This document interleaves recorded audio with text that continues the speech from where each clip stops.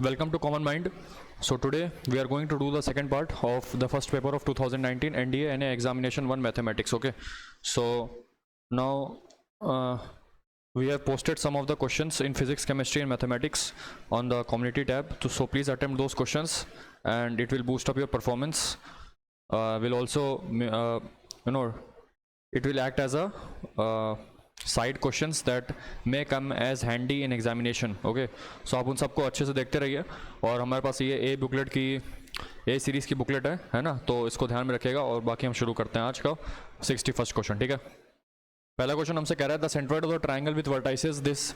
हमारे पास एक ट्राइंगल है जिसके वर्टाइसेस क्या दिए हुए हैं 2, -3, और यहाँ पे हमको दिया है 5, -3, -4, और यहाँ पे एक वर्टेक्स दिया हुआ है 2, -3, -2 है ना. तो जब भी तीन वर्टाइसेस दिए और हमसे क्या पूछ रहा हो सेंट्रोइड, तो क्या करते हैं हम, क्या करते हैं एक्स कोऑर्डिनेट इन तीनों का बाई 3 करते हैं. इनका सम करोगे तो 2 + 2 4, 4 + 5 9, 9/3 कितना होता है 3. सिमिलरली वाई कोऑर्डिनेट का सम करो -3, -3, -3, -6, -6, -3, -9, -9/3 कितना होता है -3. सिमिलरली 3 -4 -1 -2, -3/3 कितना होता है -1. तो 3, -3, -1 जो हमारा आंसर आएगा इसका option number B. Next question, what is the radius of the sphere this. अब हमको ये स्फीयर दिया हुआ है यहाँ पे, ठीक है, ये हमको यहाँ पे ये इसका दिया हुआ है, तो क्या हो जाएगा √g². हमको पता है कि भैया सर्कल का जो आपका क्या होता है एरिया होता है वो उसका ये होता है ना. लेकिन बस यहाँ पे स्फीयर है तो स्फीयर पे बस एक्स्ट्रा यहाँ पे एक जेड कोऑर्डिनेट आ जाता है, तो इसका भी वही सेम फॉर्मूला होता है. बस यहाँ पे आपका जो है एक और एक्स्ट्रा जुड़ जाता है h² है ना जेड का -c, बस ये जुड़ जाता है. यहाँ पे अगर आप देखोगे ये आपका होता है बेसिकली स्फीयर का और ये आपका होता है सर्कल का. सर्कल एक 2 डायमेंशनल फिगर है, तो यहाँ पे सिर्फ x और y वाले आते हैं है ना, ये g और f. बाकी यहाँ पे g और f यहाँ पे, और यहाँ पे आपका h, ये जेड कोऑर्डिनेट आता है because sphere is a 3 dimension, उसमें जेड कोऑर्डिनेट भी आता है. तो यहाँ से इसको 2g को कंपेयर करोगे तो 2g की वैल्यू -6 आएगी, g की वैल्यू यहाँ से -3 आएगी. सिमिलरली जब आप 2f को यहाँ कंपेयर करोगे तो 8 आएगा, f की वैल्यू यहाँ पे 4 आ जाएगी, और यहाँ पे क्या आ जाएगा 2z की वैल्यू -10 आएगी, तो z की वैल्यू आ जाएगी -5, और c की वैल्यू कितनी आ रही है 1. तो यहाँ पे रख दो, तो कितना हो जाएगा r की value √g² + f² - c, g² + f² + h². कितना हो जाएगा यहाँ से 2h है ना, यहाँ पे h हो जाएगा, सॉरी h की वैल्यू यहाँ से कितनी आ रही है -5, तो यहाँ पे हो जाएगा 25 माइनस c की वैल्यू कितनी है 1 है ना, c की वैल्यू 1 दे रखी है. कितना हो जाएगा मेरे पास 16 + 9 25 + 25 50, 50 - 1 49, √49 कितना होता है 7. ठीक है, next question, the equation of the plane passing through the intersection of the planes. इसको रफ में करते हैं. ठीक है, आसान क्वेश्चन है. हमसे कह रहे हैं कि मतलब 2 प्लेन हमको दिए हुए हैं यहाँ से है ना, इन 2 प्लेन्स ऐसे मान लो तो कि एक प्लेन ये हमको दिया और एक प्लेन हमको ऐसे कुछ दिया हुआ है. इन दोनों का जो यहाँ पे लाइन ऑफ इंटरसेक्शन ये बन रहा है इतने दूर का है ना, इतने दूर का ये जो बन रहा है, यहाँ से एक प्लेन ऐसे पास हो रहा है, एक प्लेन जो है ऐसे कोई ऐसे प्लेन जा रहा होगा है ना, यहाँ से ऐसे पास कर रहा होगा, और यहाँ पे कोई एक पॉइंट है 3,2 से पास कर रहा है. तो मुझे इस ब्लू वाले प्लेन की इक्वेशन निकालनी है, तो ध्यान से इसको क्वेश्चन को देख लीजिए, हम वही करते हैं. ठीक है, अच्छा आप सभी ने एक पढ़ा होगा फैमिली ऑफ प्लेन्स करके है ना, फैमिली ऑफ प्लेन्स. ये कहाँ पे लगता है, ये तब लगता है जब when 2 equations of plane are given when and a third plane passes through it, and a third plane passes through them. ये वहाँ पे लगता है ना. यहाँ पे जो इसका फॉर्मूला होता है आपका P1 + लैम्डा टाइम्स P2 = 0, और लैम्डा को निकालने के लिए मेरे पास एक कंडीशन दी हुई है जो इस क्वेश्चन में फिलहाल दी हुई है कि it passes through the point 3, 2, 1 है ना. लैम्डा को निकालने की कंडीशन होती है लैम्डा कंडीशन. तो देखो यहाँ पे P1 मुझे दे रखा है, पहला जो प्लेन का इक्वेशन दे रखा है, तो मुझे 2x + y + 2z -9 = 0, और P2 मुझे दे रखा था यहाँ से 4x - 5y - 4z - 1 = 0. ये मुझे दे रखा है, तो मैं यहाँ पे इक्वेशन ये वाली इक्वेशन यहाँ लगा देता हूँ. कितना हो जाएगा 2x + y + 2z - 9 + lambda times P2, यानी कि 4x - 5y - 4z - 1 = 0. तो यहाँ से कितना आ जाएगा, अगर मैं x कॉमन लूँगा तो यहाँ पे बचेगा 2 + 4 लैम्डा, y कॉमन लूँगा तो बचेगा 1 - 5 लैम्डा, और z कॉमन लेंगे तो आ जाएगा 2 - 4 लैम्डा, और उसके बाद यहाँ पे आ जाएगा -9 - लैम्डा = 0 आ जाएगा. अब क्या करना है, मुझे यहाँ से लैम्डा की वैल्यू निकालनी है। लैम्डा की वैल्यू निकालनी, मैंने आपसे क्या बोला था, ये 3,2,1 है, इसको यहाँ पुट कर दो। तो यहाँ पे आ जाएगा 3 into 2 plus 4 lambda plus 2 into 1 minus 5 lambda plus 1 into 2 minus 4 lambda minus 9 minus lambda is equals to 0। तो यहाँ से आपके पास आ जाएगा 6 plus 12 lambda plus 2 minus 10 lambda plus 2 minus 4 lambda minus 9 minus lambda equals to 0। 6 plus 2 8, 8 plus 2 10, 10 minus 9 is 1 plus 12 lambda minus 10 lambda 1, उसका 12 lambda minus 10 lambda कितना हो जाएगा 2 lambda, 2 lambda minus 4 lambda minus 2 lambda and minus 2 lambda minus lambda is minus 3 lambda. तो 1 minus 3 lambda is equal to 0। तो lambda की value यहाँ से कितनी आ जाएगी 1/3। जैसे लैम्डा की वैल्यू 1/3 आ गई है ना, तो इसी वाले इक्वेशन में लैम्डा की वैल्यू रख दो, इसी वाले इक्वेशन में लैम्डा की वैल्यू यहाँ पे 1/3 रख दो, अपने आप इक्वेशन ऑफ द प्लेन निकल के चला आएगा, अपने आप, कुछ भी करने की जरूरत नहीं पड़ेगी। लैम्डा की वैल्यू यहाँ 1/3 रखो, कितना आएगा x 2 plus 4/3 plus y 1 minus 5/3 plus z 2 minus 4/3 minus 9 minus 1/3 is equals to 0। यहाँ पे आपके पास कितना आ जाएगा 10/3x plus minus 2y upon 3 plus 2z upon 3 is equals to 9 plus 1/3 कितना हो जाएगा 28/3। 3 से 3 सारे कैंसिल आउट हो जाएंगे, तो बचेगा क्या मेरे पास 10x minus 2y plus 2z is equal to 28, है ना। ये मेरा आंसर आ जाएगा 10x minus 2y plus 2z is equals to 28, ठीक है। आंसर कितना आएगा मेरा 10x minus 2y minus 2z is equal to 28। Next question, the distance between the parallel planes. अब देखिए यहाँ पे पहले दे दिया पैरेलल प्लेन्स है, पैरेलल प्लेन्स है तो मुझे पता है कि यहाँ पे x, y और z का इसमें भी कोएफिशिएंट सेम होना चाहिए और इसमें भी सेम होना चाहिए। तो मैं क्या करता हूँ, मैं यहाँ से ना 2 कॉमन ले लेता हूँ। तो जैसे मैं 2 कॉमन लूँगा तो कितना आ जाएगा मेरे पास 4x, और 2 कॉमन लेके मैं उधर भेज दूंगा तो 0 हो जाएगा। तो आ जाएगा 4x minus 2y plus 4z plus 21/2 is equals to 0। ये कंडीशन आएगी मेरे पास, आ जाएगी। तो एक प्लेन मेरे पास ये दिया है और एक प्लेन मेरे पास ये है, और हमको ये पहले से ही दे रखा है कि ये दोनों जो है पैरेलल हैं आपस में, है ना, ये आपस में पैरेलल है। तो क्या करेंगे, इन दोनों का जो कांस्टेंट टर्म होता है, यानी कि ये वाला टर्म, ये और ये दोनों माइनस कर देंगे पहले, 21/2 माइनस 9 अपॉन अंडर रूट में क्या आ जाएगा। अब चाहे यहाँ से एक्स वाई जेड के क्वेश्चन का स्क्वायर निकालो, चाहे यहाँ से निकालो, बात एक ही होगी। Upon under root coefficient of x का होल स्क्वायर यानी कि 16 प्लस कोएफिशिएंट ऑफ वाई का होल स्क्वायर यानी कि 4 प्लस कोएफिशिएंट ऑफ जेड का होल स्क्वायर यानी कि 16। तो कितना आ जाएगा 3/2 अपॉन अंडर रूट 36 यानी कि 3/2 इंटू 1/6 कितना हो जाएगा 1/4। आंसर कितना आ रहा है इसका 1/4, है ना। Next question, what are the direction cosines of z axis. Direction cosine का मतलब होता है कि हमको कॉस अल्फा, कॉस बीटा और कॉस गामा निकालना है। अब यहाँ पे अल्फा बीटा गामा क्या है, तो अल्फा वो एंगल है जो कि जेड एक्सिस बनाता है एक्स एक्सिस से, बीटा वो एंगल है जो कि जेड एक्सिस बनाता है वाई एक्सिस से, और गामा वो एंगल है जो कि जेड एक्सिस अपने आप से यानी कि अपने से बनाता है। तो अल्फा की वैल्यू कितनी हो जाएगी, जो एंगल वो जेड एक्सिस एक्स एक्सिस से बना रहा है, मतलब जेड एक्सिस जो है वो एक्स एक्सिस से कितना एंगल बना रहा है, जाहिर सी बात है 90 बना रहा है। सिमिलरली बीटा कितना बना रहा है, मतलब जो जेड एक्सिस है वो वाई एक्सिस से कितना एंगल बना रहा है, जाहिर सी बात है 90 डिग्री बना रहा है। और सिमिलरली यहाँ पे जो गामा है यानी कि अपने खुद से कितना एंगल बना रहा है, तो 0 डिग्री बना रहा है। अल्फा की वैल्यू 90 रखोगे तो 0 आएगा, और बीटा की वैल्यू 90 रखोगे तो 0 आएगा, 0 यहाँ रखोगे तो कॉस गामा कितना आ जाएगा 1।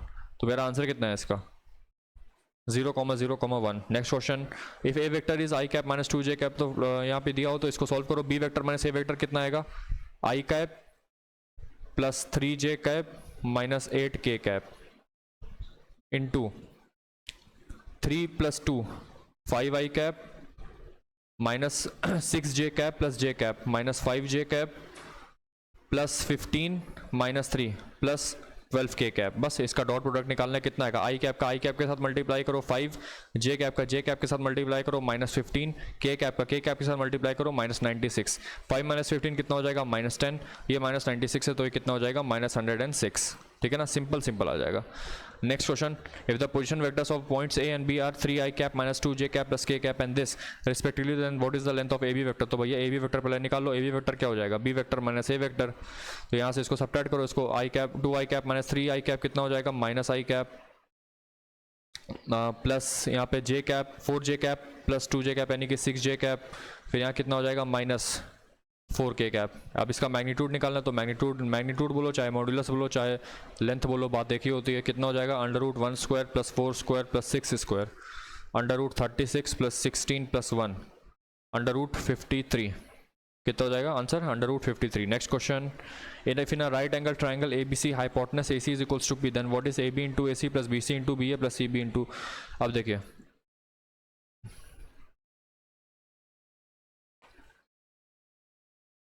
ये मैं लेता हूँ यहाँ पे ए, इसको लेता हूँ बी, ए बी वेक्टर ये हो गया, ये आपका हो जाएगा बी सी वेक्टर और ये आपका क्या हो जाएगा ए सी वेक्टर हो जाएगा। ये दोनों यहाँ पे आके कहीं मिलेंगे। तो ये हमारा एक राइट एंगल ट्राइंगल हो गया जो कि एंगल बी पे 90 डिग्री है। और मैंने एंगल बी पे क्यों लिया, क्योंकि इसने ऑलरेडी बोल रखा है कि मेरी ए सी की जो वैल्यू है वो पी है, हाइपोटेनस है ए सी, हाइपोटेनस ए सी है तो जाहिर सी बात है उसके अपोजिट वाला एंगल जो होगा वो 90 डिग्री का होगा। ठीक है, अब देखिए हमको ना इस एक्सप्रेशन की वैल्यू निकालनी है, इस वाले एक्सप्रेशन की जो है हमें वैल्यू निकालनी है, इसकी वैल्यू हमको निकालनी है। ध्यान से अगर आप देखोगे तो B C vector into B A vector, यानी कि ये वाले वेक्टर का इस वाले वेक्टर के साथ डॉट प्रोडक्ट। अब चूंकि ये दोनों वेक्टर्स परपेंडिकुलर तो जाहिर सी बात है उनका डॉट प्रोडक्ट हमेशा 0 आएगा। Why, because theta is 90 degree and dot product में कॉस थीटा आता है, तो कॉस थीटा की वैल्यू कितनी हो जाएगी 0। तो ये टोटल टर्म हमारा 0 हो जाएगा। मेरे पास क्या बचा, A B vector into A C vector plus क्या बचा C A vector into C B vector. अब क्या करो, आप इसको ऐसे लिख लो, A B vector into A C vector, C A को आप लिख दो ए सी कोई फर्क नहीं पड़ता, सी बी को आप लिख दो बी सी कोई फर्क नहीं पड़ता। अब क्या गया यहाँ से ए सी वेक्टर कॉमन लो, यहाँ क्या बचेगा आपके पास A B vector plus B C vector, ये बचा। ध्यान से देखना, अब मैं इस ट्राइंगल वाले लॉ से लिख सकता हूँ कि ए B vector plus B C vector is equals to A C vector, ये लिख सकता हूँ। तो आप देखो A B vector plus B C vector की वैल्यू यहाँ से ए सी वेक्टर आ गई, यहाँ पे इसको सब्स्टिट्यूट कर दो, कितना आ जाएगा ये A C vector multiplied by A B vector plus B C vector कितना हो जाएगा ए सी वेक्टर। तो इन दोनों का आप क्रॉस प्रोडक्ट ले लो, क्रॉस प्रोडक्ट लोगे तो क्या आएगा मॉड ऑफ ए सी का whole square, mod of A C का whole square into cos theta. चूंकि थीटा जो है 0 है तो मेरे पास सीधे सीधे क्या आ रहा है मॉड ऑफ ए सी का होल स्क्वायर, यानी कि पी स्क्वायर है ना, इसकी वैल्यू पी दे रखी, तो आंसर मेरा कितना हो जाएगा P square. Next question, the sine of the angle between the vectors. तो यानी कि हमको सबसे पहले यहाँ से थीटा निकालना होगा, उसके बाद साइन थीटा निकालोगे, या फिर सीधे से कहोगे पहले मैं कॉस थीटा निकाल देता हूँ फिर साइन थीटा निकाल दूंगा। फिर कॉस थीटा निकालो कितना होगा,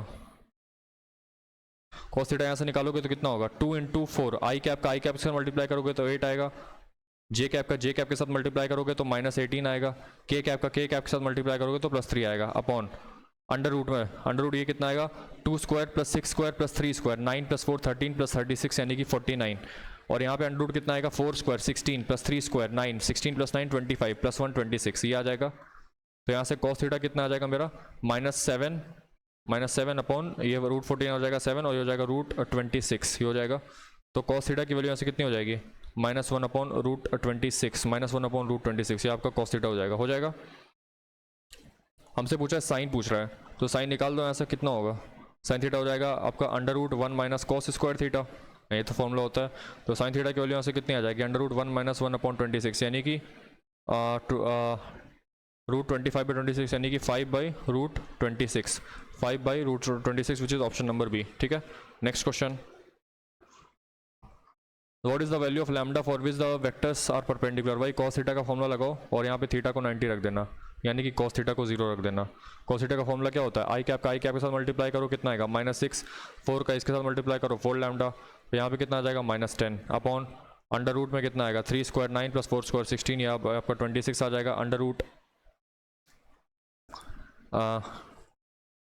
ये कितना आ जाएगा 2 स्क्वायर। वैसे भी इसके नीचे वाले कोई ज़रूरत नहीं है बिकॉज ये ऑलरेडी इधर जाएगा तो 0 हो जाएगा, फिर भी लिख देता हूँ 4 लैम्डा स्क्वायर प्लस 100 यहाँ जाएगा, ये इधर जाएगा है ना, कॉस थीटा चूंकि 0 है तो इधर जाके 0 से हो जाएगा, तो 0 is equals to -16 plus 4 lambda. तो यहाँ से कितना है 4 लैम्डा की वैल्यू 16 आ जाएगी, तो लैम्डा की वैल्यू कितनी आ जाएगी 4। Next question, what is the derivative of sec square tan inverse x with respect to x। क्या करना है tan इनवर्स x को t ले लो, तो हमको करना है भैया d/dx of sec square t, कितना हो जाएगा ये 2 इंटू सेक टी, फिर उसका sec t का डिफरेंशिएशन करोगे तो कितना है sec t into tan t, sec t into tan t, फिर फर्दर dt/dx करना पड़ेगा, हो जाएगा, यानी कि हमको 2 into sec square t into tan t into dt/dx लाना होगा। अब d को इससे रिप्लेस कर दो, किससे रिप्लेस करो tan इनवर्स x से, तो यहाँ कितना हो जाएगा आपका 2 into sec of tan inverse x का whole square into tan t, यानी कि into tan of tan inverse x into tan of tan inverse x into d t by d x कितना हो जाएगा 1/1 प्लस एक्स स्क्वायर, ये हो जाएगा। tan inverse x को मैं sec inverse x square plus 1 लिख सकता हूँ, सॉरी सेक इनवर्स रूट, मतलब मैं इसको ऐसे लिख सकता हूँ sec of sec inverse under root 1 plus x square, अब इसका होल स्क्वायर है ना ये वाला, ये into tan of tan inverse x, तो x होता है सभी को पता है, इंटू 1/1 प्लस एक्स स्क्वायर, ये होगा है ना। ट्राइंगल से यहाँ बना के देख सकते हो ना, यदि मैं इसको थीटा मान लूँ तो tan थीटा क्या हो जाएगा x/1, या हो जाएगा under root 1 plus x square, तो यहाँ से सेक थीटा कितना हो जाएगा under root 1 plus x square हो जाएगा, काम खत्म। तो वही सेक थीटा को मैंने, और उसका थीटा कितना हो जाएगा sec inverse under root 1 plus x square, और वही चीज़ मैंने यहाँ पे भी लिखी है ना, इसको थीटा मान के थीटा को मैंने यहाँ लिख दिया, तो ये आपका हो जाएगा। फिर से वही सेम चीज़ करना है, क्या sec of sec inverse theta क्या होता है, ऑब्वियसली थीटा होता है, तो आपके पास क्या हो जाएगा 2 into under root 1 plus x square का whole square into X into 1/1 plus x square, ये वाला टर्म कैंसिल आउट हो गया, मेरे पास क्या बचा सिर्फ 2x, आंसर कितना है 2x, ठीक है। नेक्स्ट क्वेश्चन पे आते हैं। f(4) की वैल्यू और f(1) की वैल्यू फाइंड करो, यहाँ से कितना आएगा। f(4) मेरा आ रहा है log 5 to the base 10 और f(1) कितना आ रहा है log 2 to the base 10, तो 4 ऑफ f(4) कितना आ जाएगा 4 of log 5 to the base 10 plus 5 into 5 log 2 to the base 10 minus log 2 to the base 10, यहाँ से कितना आ जाएगा log 5 की पावर 4 कितना हो जाएगा 625 to the base 10, यहाँ पे आपके पास हो जाएगा 4 log 2 to the base 10, यहाँ पे हो जाएगा log to the base 10 625 plus log उधर जाएगा तो आएगा 16 to the base 10। अब इसको मल्टीप्लाई कर दो दोनों को, log to the base 10 625 into 16 कितना हो जाएगा 625 इंटू 16 हो जाएगा। अब 625 इंटू 16 कितना होता है log to the base 10 5 की पावर 4 इंटू 2 की पावर 4, यहाँ से मतलब log to the base 10 10 की पावर 4, तो कितना आ गया आंसर मेरा 4। नेक्स्ट क्वेश्चन, अब देखो ये वाला क्वेश्चन और सिंपल है, कैसे देखिएगा। f ऑफ x हमको दिया हुआ है, ये क्या करो f ऑफ माइनस एक्स निकालो। अच्छा इवन और ऑड फंक्शन की वैल्यू क्या होती है वो भी बता देते हैं आपको। मतलब क्या होता है, अगर f ऑफ माइनस एक्स की वैल्यू f(x) के बराबर आती है तो वो एक इवन फंक्शन है, वो क्या ऐसा फंक्शन है, वो एक इवन फंक्शन है। और अगर f ऑफ माइनस एक्स की वैल्यू माइनस ऑफ f(x) के बराबर आती है तो एक कैसा फंक्शन है, ऑड फंक्शन, ठीक है, एक इवन फंक्शन और एक ऑड फंक्शन। तो अब यहाँ से मैं क्या करूँगा, मुझे f ऑफ माइनस एक्स निकालना है, मतलब f ऑफ माइनस एक्स यहाँ से निकाल दूंगा मैं, तो आएगा क्या ln of under root x square plus 1 plus x, ये आ गया। अच्छा ये आ गया, तो इसके बाद क्या करना है, रैशनलाइज करना है इसको। कैसे रैशनलाइज करेंगे देखिएगा, ये हमारा f ऑफ माइनस एक्स को ध्यान रखिएगा। तो मैं f ऑफ माइनस एक्स को अब रैशनलाइज कर रहा हूँ, under root x square plus 1 plus X को मैं किससे मल्टीप्लाई डिवाइड करूँगा, मैं किससे मल्टीप्लाई डिवाइड करूँगा, under root x square plus 1 minus X से, under root x square plus 1 minus X से, है ना ये। तो ये कितना हो जाएगा आपके पास, ये आपको खुलेगा a plus B into A minus B, यानी कि a स्क्वायर माइनस बी स्क्वायर, ये आपका हो जाएगा 1 और ये आपका हो जाएगा under root x square plus 1 minus x, ये हो जाएगा, ठीक है। अब देखना ये आपका हो जाएगा minus of ln under root x square plus 1 minus x, और ये किसके बराबर था, जो मैंने ये f ऑफ माइनस एक्स के बराबर था, तो क्या हो जाएगा f ऑफ माइनस एक्स। अभी मैंने आपको बोला ये क्वेश्चन में क्या लिखा हुआ है, f(x) क्या लिखा हुआ है ln under root x square plus 1 minus x, यहाँ पे भी क्या आ गया ln under root x square plus 1 minus x, यानी कि सीधे आ गया आंसर मेरे पास, क्या ये माइनस टाइम्स ये क्या लिखा हुआ है ln under root x square plus 1 minus x, वही सेम चीज़ जो यहाँ पे भी लिखी हुई है। तो क्या है f(x) ही तो लिखा है, तो ये आ गया, तो क्या आ गया मेरा f of minus x, f of minus x क्या आ गया मेरा माइनस ऑफ f(x) आया है ना, माइनस ऑफ f(x) ये है ना ये पूरा, तो मेरे पास वो ऑड फंक्शन बन गया, because f of minus x यदि माइनस ऑफ f(x) है तो वो एक ऑड फंक्शन बन जाएगा। Next question, the domain of the function F defined by, यानी कि हमको इस फंक्शन का डोमेन चाहिए। डोमेन चाहिए तो मतलब एक्स की रियल एक्स की वैल्यूज को सेटिस्फाई करना पड़ेगा। अब हम सभी को पता है कि जब भी यहाँ पे कोई बेस आता है, कोई भी बेस आता है, तो उसकी वैल्यू हमेशा पॉजिटिव होती है, वो हमेशा पॉजिटिव होता है, कभी भी नेगेटिव नहीं होगा। दूसरी बात, इसकी वैल्यू 1 नहीं हो सकती, इस बात का खासा ध्यान रखिएगा। तो यहाँ पे जो एक्स है वो बेसिकली ग्रेटर देन 0 है but not equals to 1, excluding है ना, इसको एक्सक्लूड कर रहा है, बिल्कुल सही, option number D.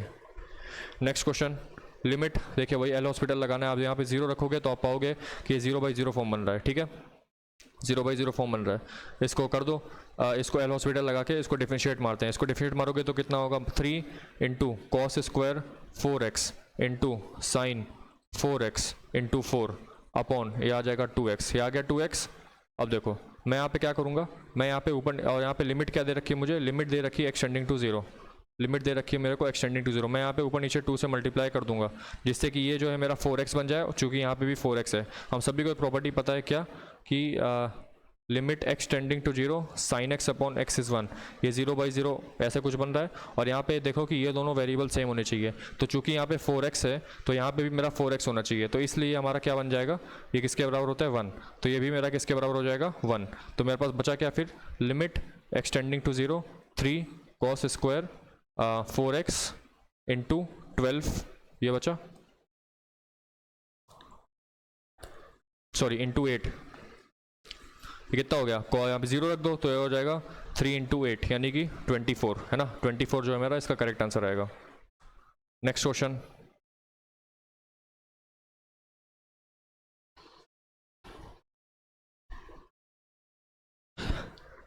Are greater than 0, f of r is the ratio, आसान क्वेश्चन है। F of r is the ratio of the perimeter to area of a circle. Perimeter कितना होता है किसी भी सर्कल का, 2πr अपॉन एरिया कितना होता है πr स्क्वायर। तो मेरा एफ ऑफ आर कितना आ जाएगा, एफ ऑफ आर मेरा कितना आ जाएगा 2/r। हमसे क्या पूछ रहा है क्वेश्चन में, हमसे क्वेश्चन में पूछा है कि तुम F of 1 plus f of 2 की वैल्यू बताओ। तो एफ ऑफ 1 कितना हो जाएगा 2 और एफ ऑफ 2 कितना हो जाएगा 1, तो f of 1 plus f of 2 कितना हो जाएगा 3, आंसर आ गया। Next question, if f of x is equal to 3 to the power 1 plus x then what is f this. तो भैया f of x into f of y into f of z निकालना है ना, तो कितना हो जाएगा 3 to the power 1 plus x into 3 to the power 1 plus y into 3 to the power 1 plus z। तो कितना हो जाएगा 3 to the power 1 plus x plus y plus z plus 2। अब अगर ध्यान से देखो तो मुझे बेसिकली इसको इस फॉर्म, मैंने इसको इस फॉर्म में लिख दिया 3 to the power 1 plus x।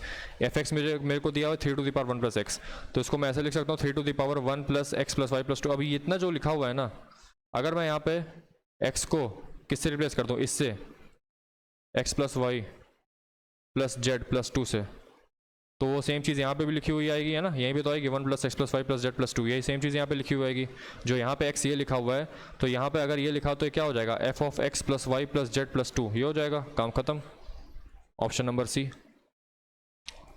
Next question, what is the number of real roots of the equation. अगर नंबर ऑफ रियल रूट्स निकालें तो आपके पास दो केसेस बनेंगे, x² + 9x + 20 कब, जब x की value greater than equal to 0 होगी, ये वाला, और x² - 9x + 20 कब, जब भी लेस देन 0 होगा। और आप देख सकते हो कि दोनों के केस में यहाँ पे इन दोनों के केस में यहाँ पे जो है मेरा डिस्क्रिमिनेंट आ रहा है, डिस्क्रिमिनेंट वो कितना आ रहा है b² 36 - 80, जो भी आ रहा है ये लेस देन 0 आ रहा है, डिस्क्रिमिनेंट जो हमारा लेस देन 0 आ रहा है, तो इसलिए इनमें कोई भी रियल रूट्स नहीं निकलेंगे, they are having 0 real roots, ठीक है, they are having 0 real roots. Next question, if f x equals to sine of cos x then f dash x is equals to, बहुत सिंपल सवाल है, differentiate मार के chain rule लगाना है, cos of cos x हो जाएगा और बाहर क्या आएगा माइनस साइन एक्स, खत्म है ना। पहले हम इसको cos x के रिस्पेक्ट में डिफरेंशिएट करेंगे तो आएगा cos ऑफ cos x, फिर cos x को डिफरेंशिएट करेंगे तो माइनस साइन एक्स आएगा, ऑप्शन नंबर डी, ठीक है। नेक्स्ट क्वेश्चन पे आते हैं, डोमेन ऑफ द फंक्शन, बहुत ही सिंपल सवाल है, कुछ नहीं करना है, इसको डिफाइन कर दो बस, कितना हो जाएगा 2 - x जो है और x - 3 जो है ग्रेटर देन इक्वल टू 0 होना चाहिए, यानी कि यहाँ से x - 2 × x - 3 क्या होना चाहिए, लेस देन इक्वल टू 0 होना चाहिए।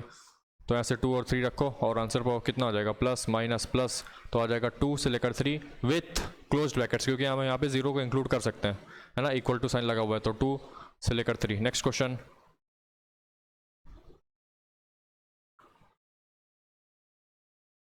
अब देखिए ये जो डिफरेंशियल इक्वेशन वाला क्वेश्चन है ना, क्वेश्चन नंबर 81, ये भी बहुत सिंपल है, कोई ज़्यादा वो कठिन सवाल नहीं है। हमसे क्या बोल रहा है कि ऐसे है, अगर इस वाले केस में ना आप क्या किया करो कि y माइनस एक्स को ना y माइनस एक्स को आप t ले लिया करो, तो इसको जब डिफरेंशिएट करोगे तो आएगा dy by d x minus one is equals to d t by d x, ये आ जाएगा। तो यहाँ से dy बाई डी एक्स को आप लिख सकते हो D t by d x plus one, ठीक है। तो अब क्या करो, आप इन सबको रिप्लेस कर दो, dy बाई डी एक्स को आप लिख दो d t by d x plus one, d t by d x plus one is equals to cos y minus x को आप लिख दो यहाँ से cos t plus one, one से वन कैंसिल आउट हो जाएगा। तो मेरे पास सीधे सीधे क्या आ रहा है, D t by d x की वैल्यू आ रही है यहाँ से कॉस टी। तो यहाँ से आपके पास हो जाएगा, इसको इधर ले जाओगे तो सेक टी बनेगा, उसको उधर ले जाओगे तो डी एक्स बनेगा। तो यानी कि आपको मिलेगा integration of sec t is equals to integration of x, यानी कि सेक टी का कितना हो जाएगा L N sec t plus tan T, ये हो जाएगा L N sec t plus tan T is equals to integration d x, यानी कि इज इक्वल्स टू एक्स, ये हो जाएगा।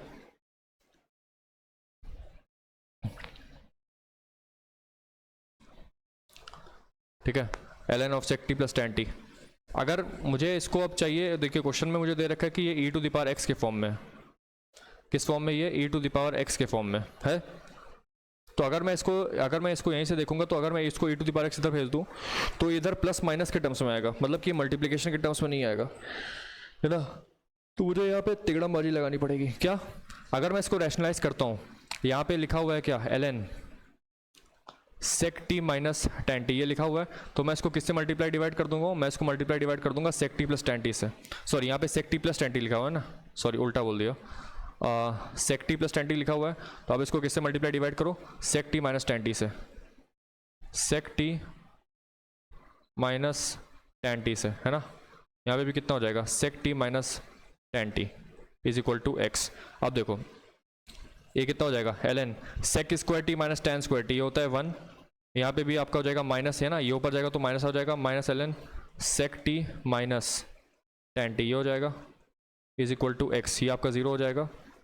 अब देखो ये माइनस साइन उधर जाएगा तो ये इधर माइनस के साथ आएगा, E to the power minus X उधर जाएगा तो आपके पास आ जाएगा sec T minus tan T is equals to E to the power minus X. अब यानी कि ये प्लस सी इधर जाएगा, प्लस सी बाद में लगा देंगे, उससे कोई फर्क नहीं पड़ता। तो E to the power minus X one upon E to the power X होगा, E to the power X इधर जाके मल्टीप्लाई हो जाएगा, तो कितना आ जाएगा E to the power X into sec T minus tan T, ये हो जाएगा। तो आंसर मेरे पास कितना आ जाएगा इसका, ऑप्शन नंबर ए। टी को बाद में रिप्लेस कर देना किससे, वाई माइनस एक्स से जो हमने लिया था, तो क्या आ जाएगा E to the power X into sec of Y minus X minus tan of Y minus x, यानी कि ऑप्शन नंबर ए। ठीक है, नेक्स्ट क्वेश्चन पे आते हैं। क्या बोल रहा है, mod of sine X minus cos X का mod is equals to integration zero से लेकर पाई बाई टू। देखना अभी इसको एक्सप्लेन करता हूँ मैं, है ना, ये तो वैसे क्वेश्चन रिपीटेड है। तो mod of sine X minus cos X का जो मॉड है वो कैसे खुलता है, sign X minus cos x की तरह खुलेगा। कब, जब साइन एक्स जो है वो कॉस एक्स से बड़ा होगा, और ये खुलेगा cos x minus sign x की तरह जब साइन एक्स जो है वो कॉस एक्स से छोटा होगा। आप सभी लोगों ने ग्राफ इसका ज़रूर देखा होगा, कैसा ग्राफ होता है। ये आपका ग्राफ है कुछ ऐसा, ये आपका साइन एक्स का ग्राफ है ऐसे जीरो से लेकर पाई बाई टू में, और ये वाला जो ग्राफ है आपका कॉस एक्स वाला ग्राफ है, ये ऐसे, ये है ना। और ये आपके पाई बाई फोर पे इंटरसेक्ट करते हैं, यहाँ पे पाई बाई फोर आता है, यहाँ पे पाई बाई टू आता है, यहाँ पे जीरो आता है। तो मैं यहाँ पे देख सकता हूँ कि जीरो से लेकर पाई बाई फोर में, जीरो से लेकर पाई बाई फोर में कॉस एक्स बड़ा है ना, ये यहाँ से लेकर ये वाला बड़ा है ना, इससे तो बड़ा ही है ऑरेंज वाले से, साइन एक्स से। उसके बाद पाई बाई फोर से लेकर पाई बाई टू में साइन एक्स वाला बड़ा है, साइन एक्स वाला बड़ा है ना। तो उस हिसाब से हम इसको खोलेंगे यहाँ पे, है ना, उस हिसाब से हम इसको जो है यहाँ खोलेंगे, तो खोल देते हैं।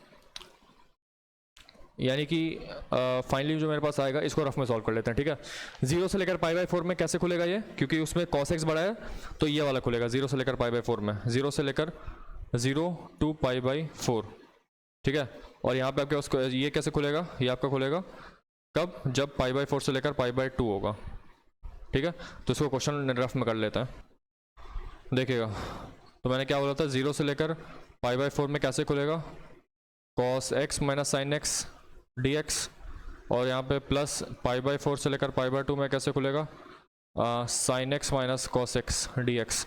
तो कॉस एक्स का इंटीग्रेशन होता है साइन एक्स इंटीग्रेशन जीरो से लेकर पाई बाई फोर, प्लस यहाँ पे इसका इंटीग्रेशन होता है कॉस एक्स, कहाँ से लेकर कहाँ तक, जीरो से लेकर पाई बाई फोर तक, प्लस यहाँ पे माइनस कॉस एक्स का इंटीग्रेशन हो जाएगा आपका कहाँ से लेकर कहाँ तक, पाई बाई फोर से लेकर पाई बाई टू तक, पाई बाई फोर से लेकर पाई बाई टू तक। यहाँ पे कॉस एक्स का इंटीग्रेशन हो जाएगा साइन एक्स, तो साइन एक्स का इंटीग्रेशन कहाँ से लेकर कहाँ तक होगा, पाई बाई फोर से लेकर पाई बाई टू तक। ठीक है, यहाँ रख दो इसकी वैल्यू, तो वन बाई रूट टू आएगी, यहाँ पे रखोगे तो one by root two minus one आएगी, उसके बाद यहाँ पे रखोगे कितना आएगा, minus cos 0 plus cos 1 by plus cos पाई/4 यानी कि 1/√2 यहाँ पे भी आएगा, और यहाँ पे कितना आएगा, -1 प्लस 1/√2 1/√2 1/√2 1/√2 1/√2 कितना हो जाएगा, 4/√2, और यहाँ पे -2 यानी कि ये हो जाएगा 2√2 -2, यानी कि 2 कॉमन लेंगे तो √2 -1। आंसर कितना हो जाएगा, 2 × √2 -1, कितना 2 × √2 -1। आंसर मेरा इसका कितना हो जाएगा, 2 × √2 -1। ठीक है, नेक्स्ट क्वेश्चन पे आता है, क्या बोल रहा है हमसे, y = a cos 2x + b sin 2x। Then अब देखो यहाँ पे मेरे को दो पैरामीटर्स दिखे हैं या फिर दो आर्बिट्रेरी कॉन्स्टेंट्स, कितना a और b। तो यहाँ पे मैं क्या करूँगा भैया, जो dy/dx है उसको पहली बार डिफरेंशिएट करेंगे तो आएगा -a2 sin 2x + 2b cos 2x, है ना।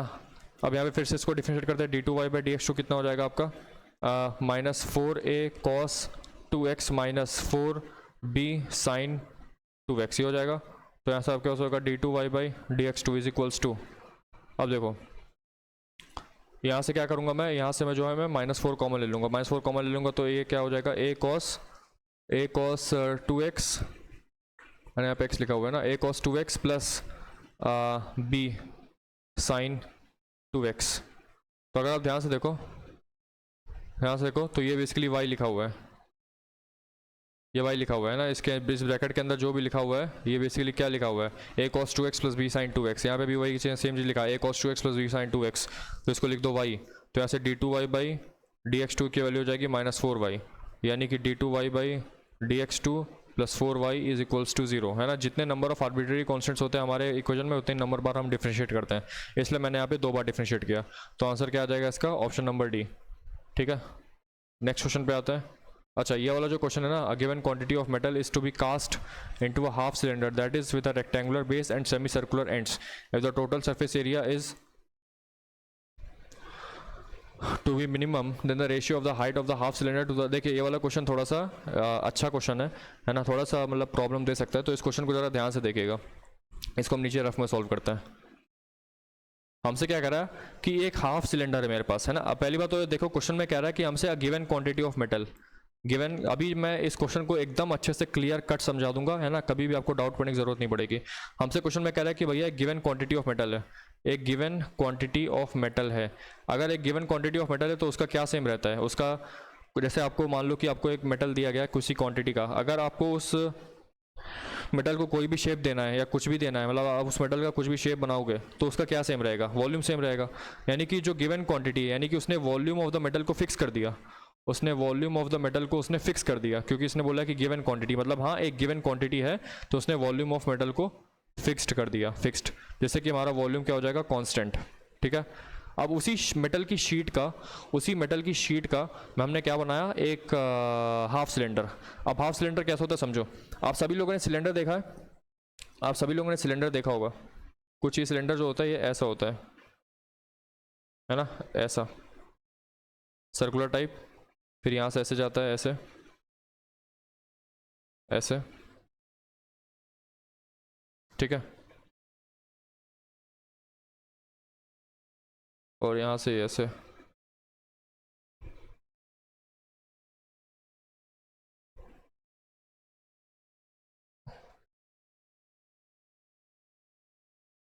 ऐसे सिलेंडर जा रहा है, ठीक है। अब देखो अब हमसे कह रहा है हाफ सिलेंडर। हाफ सिलेंडर मतलब क्या है ना कि अगर ये सिलेंडर है मेरे पास, इस सिलेंडर को मैं जो है यहाँ से ऐसे काट दूंगा, ऐसे ऐसे ऐसे काट दूंगा मैं इसको, ऐसे ये, तो मेरे पास क्या बचेगा, सिर्फ मेरे पास ये बचेगा, देखना ध्यान से।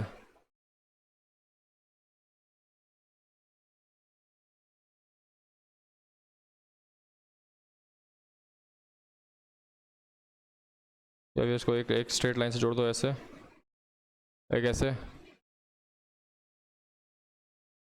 ये ऐसे,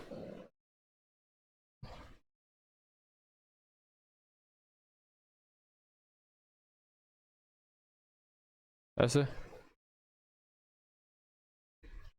है ना, ये ऐसे जा रहा है, यहाँ तक ऐसे गया, ये देखो ये ऐसे जा रहा है और ये ऐसे जा रहा है। तो मैंने क्या किया, मैंने उसके बाद अब देखो हाफ सिलेंडर का मतलब क्या हुआ, जो हाफ सिलेंडर मतलब मैंने इस पूरे सिलेंडर को, ये जो फुल वाला एक सिलेंडर था, मैंने इसको आधे में काट दिया। तो जो बचा हुआ पोर्शन है मेरे पास, कौन सा बचा हुआ पोर्शन है, ये वाला, ये ये मेरा हाफ सिलेंडर का वॉल्यूम हो जाएगा। क्या हो जाएगा, वॉल्यूम इंक्लूडिंग दिस, ठीक है। ये मेरा पूरा जो है हाफ सिलेंडर हो जाएगा ये। ये पूरा था ना। तो अगर मैं इसको नीचे, इसको अगर मैं यहाँ से काट के बनाऊँ अलग से, तो क्या बन जाएगा, देखिएगा ध्यान से। ये आपका बन जाएगा ऐसा कुछ, ये ऐसे,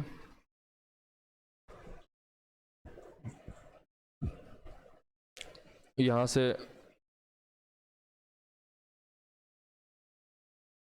ऐसे,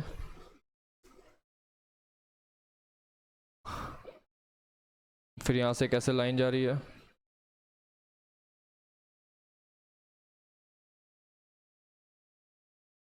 यहाँ से भी कैसे लाइन जा रही है,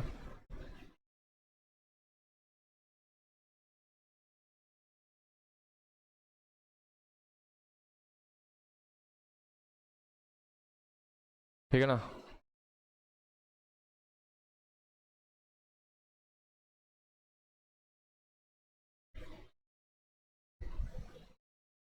ये ऐसे, और यहाँ पे हमारा ये सिलेंडर का बेस है,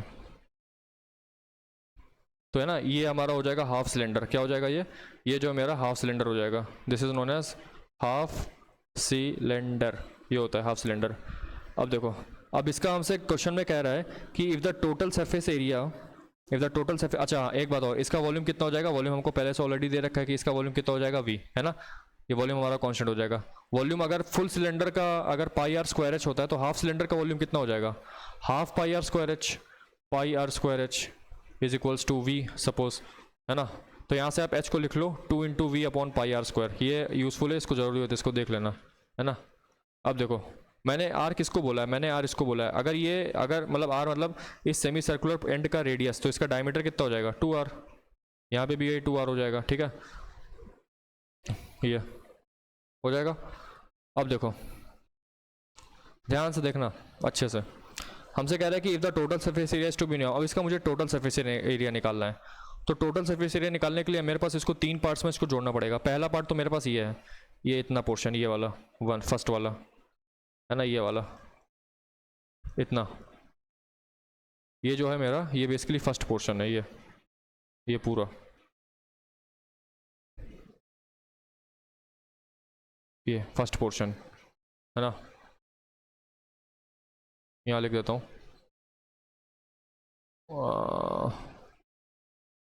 total surface area of half cylinder कितना हो जाएगा,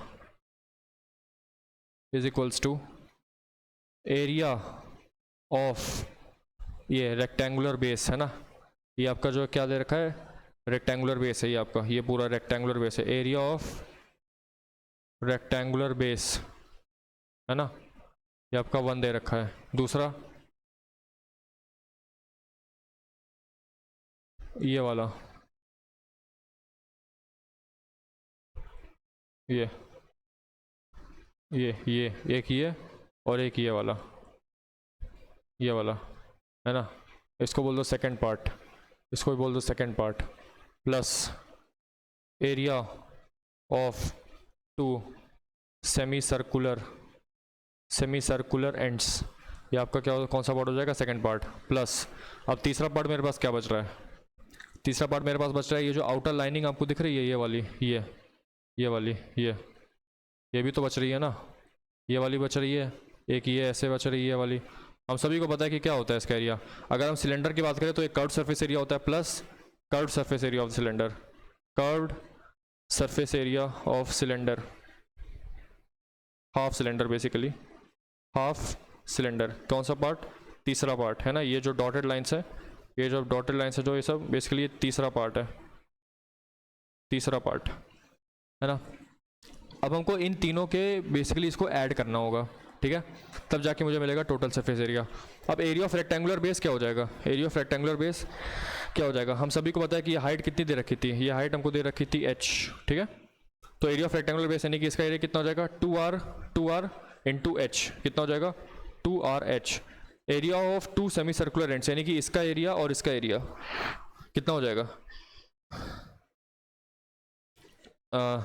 इसका पाई आर स्क्वायर बाई 2, इसका पाई आर स्क्वायर बाई 2, तो टोटल कितना हो जाएगा पाई आर स्क्वायर। अब curved surface area of half cylinder, अब हमको पता है कि भैया curved surface area of cylinder कितना होता है 2 पाई आर एच होता है। तो यहाँ पे तो मेरे पास पाई आर है, इतने दूर का मेरे पास पाई आर है।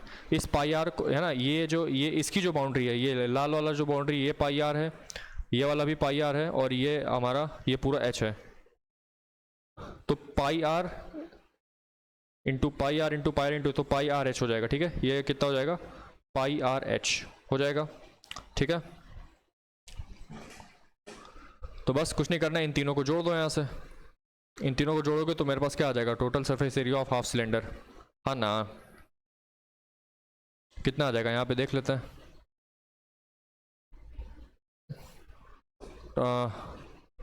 2RH plus pi r h plus pi r square. ठीक है, अगर मैं यहाँ से h को किससे रिप्लेस कर दूँ, मैंने यहाँ पे लिखा होगा आपको देखने दिखाने के लिए, देखो यहाँ पे मैंने लिखा है ना, h को मैं रिप्लेस करूँगा 2v upon pi r square से, 2v upon pi r square से। ठीक है,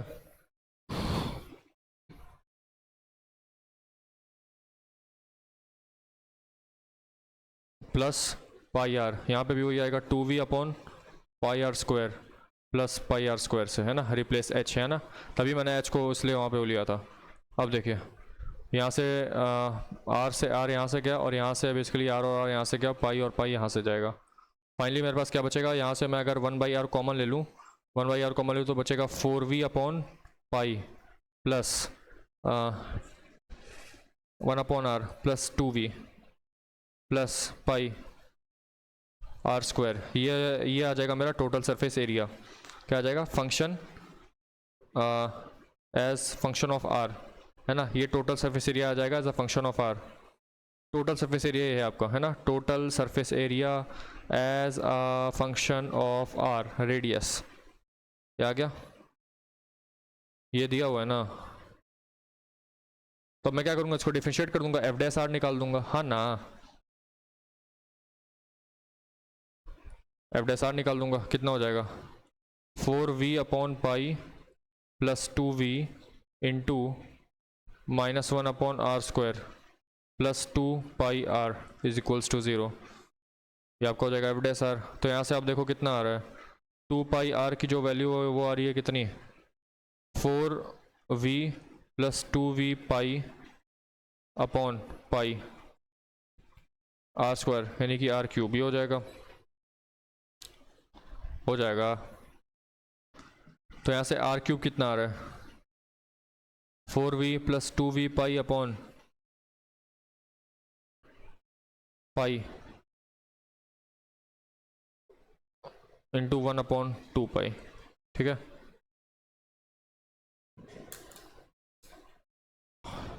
तो यहाँ से अब क्या करो, आप यहाँ से v की वैल्यू निकालो, v कितना आ जाएगा, तो आर क्यूब आपका आ जाएगा, पहली बात तो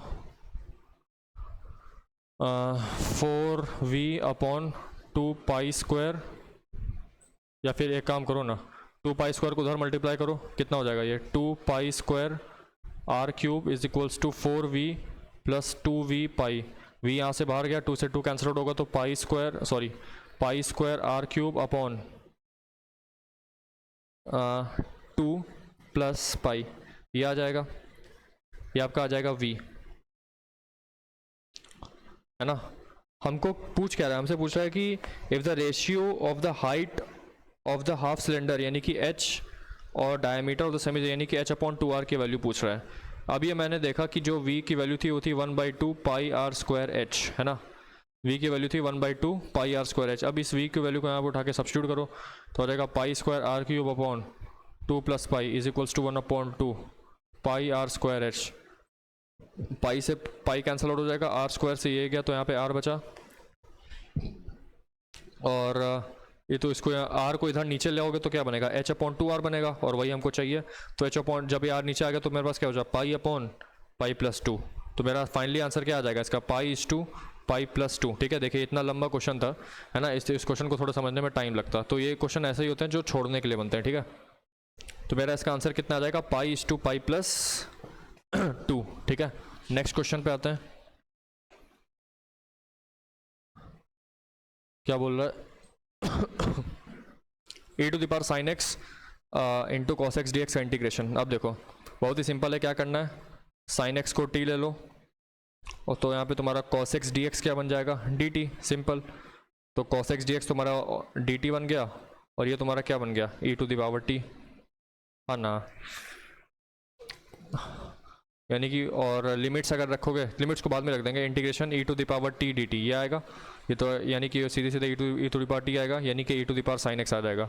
लिमिट्स कहाँ से लेकर कहाँ तक रखेंगे, 0 से लेकर π/2 तक, तो कितना आएगा e to the power sine π/2 minus e to the power 0, यानी कि e to the power 1 minus 1 आ गया answer, e minus 1। Next question क्या बोल रहा है, ये हमको ये दे रखा है, हमसे पूछा एफ इनवर्स एक्स क्या होगा। एफ इनवर्स एक्स देखो, अब यहाँ पे दिया y is equals to f x दिया ना, तुमको बस क्या करना है, तुमको ये निकालना है x equals to f y, बस ये निकाल देना है। यानी कि ये ऐसे जैसे ये दिया तुम ऐसे लिखो ना, y is equals to x minus 2 upon x plus 2, तो इसको इधर ले जाओ तो कितना आएगा y x plus 2 y is equals to x minus 2। अब क्या करो, इसको इधर ले जाओ तो आएगा 2y plus 2 is equals to x 1 minus y, इधर ले जाओगे तो x की वैल्यू आ जाएगी 2y plus 2 2y plus 2 upon 1 minus y, है ना, यानी कि x यहाँ लोगे तो 2y plus 1 upon 1 minus Y, ये आपका आ जाएगा इन्वर्स फंक्शन। बस चुपचाप से देखना, एकदम चुपचाप से बिल्कुल क्या करना है आपको, अंत में जैसे ही आपने ये निकाल दिया सीधे सीधे बस y को x से रिप्लेस कर दो चुपचाप बिल्कुल, 2 into x plus 1 upon 1 minus x, answer आ गया 2 into x plus 1 upon 1 minus x, which is option number D. Next question, what is ln x square. अब ये इसको मैं ऐसे लिख सकता हूँ, integration 1 into ln x square. अब क्या करो, इसको ले लो u, इसको ले लो v, है ना, इंटीग्रेशन बाई पार्ट्स लगा दो, इसको ले लो 1 को ले लो u और ln x स्क्वायर को ले लो, वो सॉरी 1 को ले लो v, ln x स्क्वायर को ले लो u, तो इंटीग्रेशन u इंटू v क्या होता है, u integration v minus d by d x of u integration v का होल इंटीग्रेशन, ये होता है, तो ये लगा दो। अब u क्या है ये, तो इसको ऐसे लिख दो ln x square integration v, integration 1 कितना हो जाएगा x minus d by d x of u कितना हो जाएगा 1 upon x square into 2x, है ना, ये 2x हो जाएगा। इसको फिर से लिख देता हूँ मैं,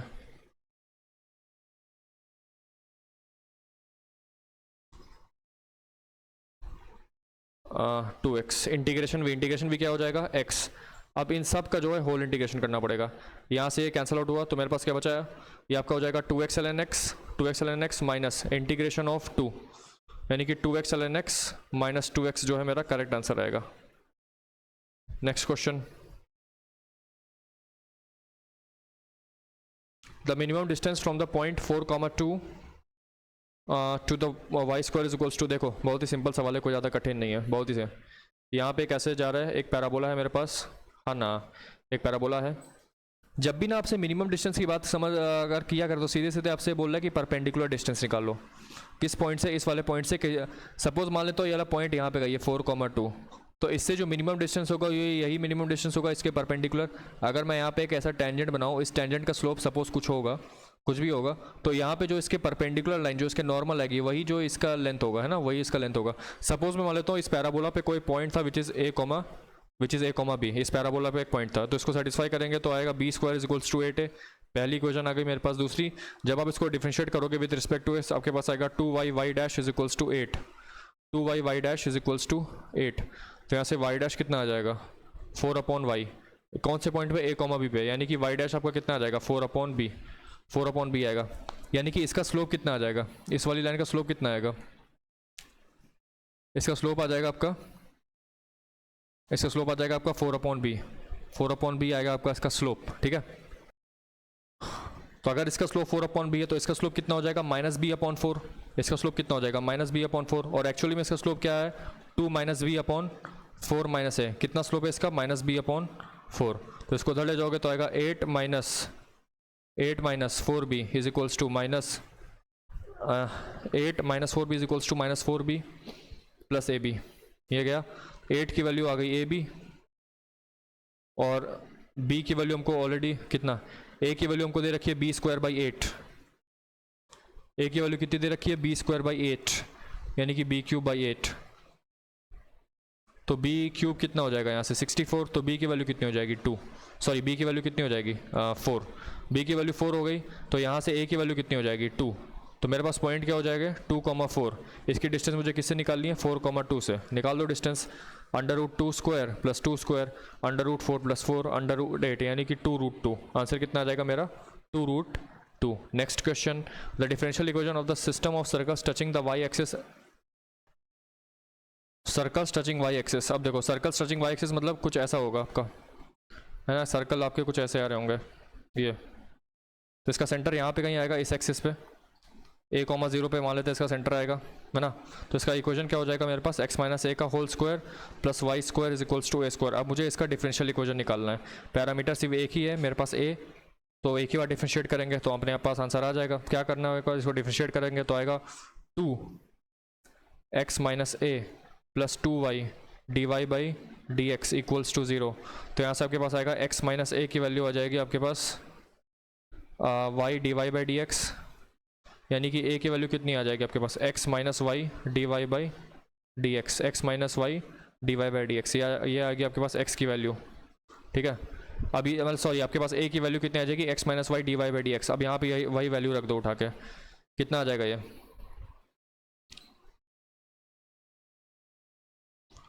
ना ना यहाँ पे कितना रख दो minus x plus y d y by d x का whole square, y d y by d x का whole square plus y square is equals to x square plus y square d y by d x का whole square minus 2xy d y by d x. ये आएगा, यहाँ से ये वाला term cancel out होगा, उधर ले जाओगे तो क्या आएगा x square, sorry x plus y आएगा ना, एक्स प्लस वाई आएगा तो यहाँ पे प्लस आएगा। तो ये आपका कितना हो जाएगा वाई स्क्वायर को उधर ले जाओगे तो बचेगा क्या x square minus y square plus 2xy d y by d x equals to 0, यानी कि ऑप्शन नंबर सी। ठीक है, नेक्स्ट क्वेश्चन पे आते हैं। Consider the following in respect of the differential equation. Degree, इसका डिग्री कितना है, अच्छा पहले इसका ऑर्डर इसका 1 है और डिग्री भी इसका 1 है। ठीक है, ऑर्डर गलत है डिग्री सही है, तो इसका सिर्फ 1 ओनली होगा। एक मिनट सॉरी ऑर्डर भी तो सही है, ऑर्डर यहाँ पे 2 बार डिफरेंशिएट किया तो 2 बार इसका ऑर्डर 2 ही तो होगा, ये भी सही है। और इस वाले का जो ऑर्डर मैक्सिमम ऑर्डर है, डिग्री उसकी मैक्सिमम पावर होती है, तो 1 यहाँ पे दी हुई है ऑलरेडी। हाँ, तो दोनों स्टेटमेंट यहाँ पे बिल्कुल सही है। ठीक है, नेक्स्ट क्वेश्चन पे आते हैं।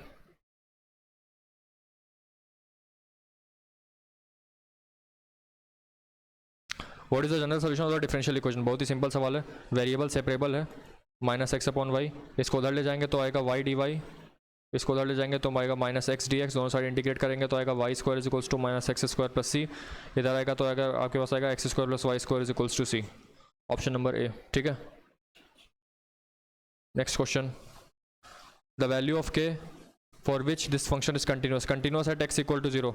तो L H L at x equal to 0 must be equal to R H L at x equal to 0 must be equal to f of 0। ये होगा, ये जो आपका है ये बेसिकली आपका एल एच एल भी है और ये आपका आर एच एल भी है। तो यहाँ पे आपके पास हो जाएगा 0, ये दोनों ही अगर 0 रखोगे तो 0 ही आने वाला है, और यहाँ पे इज इक्वल टू के कर दो तो के की वैल्यू 0 आनी चाहिए, तभी ये फंक्शन हमारा कंटिन्यूस होगा। Next question, what is the minimum value of a square x plus b square y where x y is equal to c square. Differentiate करिए कितना आएगा विथ रिस्पेक्ट टू एक्स, तो a square plus b square d y by d x equals to 0। तो d y by d x कितना आ जाएगा आपके पास minus a square upon b square. अब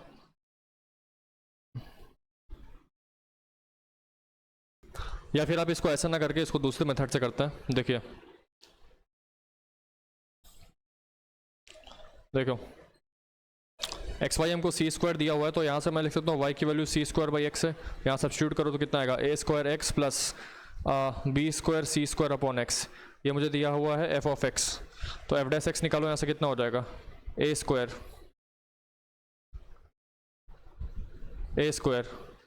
plus b square C square minus 1 upon x square is equals to 0। ये होगा, हो जाएगा।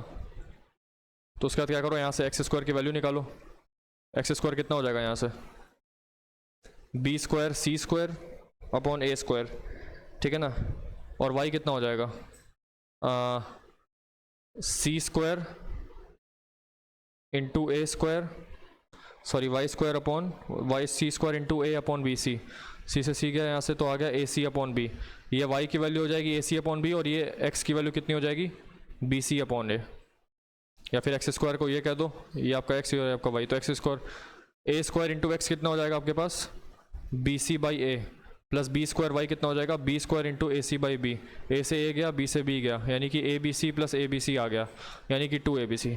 कुछ नहीं करना है, बस इसको बनाना है फंक्शन ऑफ एक्स, है ना। यहाँ से y को सी स्क्वायर अपॉन एक्स को उठा के यहाँ पे रखो, फिर ये बनेगा फंक्शन ऑफ एक्स, उसको डिफ्रेंशिएट करो, वहाँ से x की वैल्यू निकालो और उस x की वैल्यू को यहाँ पुट कर दो, और y की वैल्यू जो यहाँ से तुमने निकाली थी फिर यहाँ पे x की वैल्यू रख के y निकालो, फिर यहाँ पुट करो, आप अपने आप आंसर आ जाएगा, ठीक है। नेक्स्ट क्वेश्चन पे आते हैं। ये देखिए, इससे सिंपल सवाल इस पूरे क्वेश्चन पेपर में नहीं होगा। ये क्या लिखा हुआ है, ये आपका क्या लिखा हुआ है, आपका लिखा हुआ है a to the power x, तो इंटीग्रेशन a to the power x क्या होगा, a to the power x upon ln a, खत्म। ऑप्शन नंबर है, ठीक है। अरे आपको पता है ना प्रॉपर्टी ये वाली, e to the power ln x क्या होता है, x होता है। यहाँ पे आप इसको ऐसे लिख सकते हो, a to the power ln a to the power x, तो यहाँ पे कुछ भी लिखा हो, बस यहाँ पे बेस e होना चाहिए, तो क्या हो जाएगा आपका a to the power x, और इसी का इंटीग्रेशन निकालना था, तो आपका हो जाएगा a to the power x upon ln a plus c, हो गया। नेक्स्ट क्वेश्चन,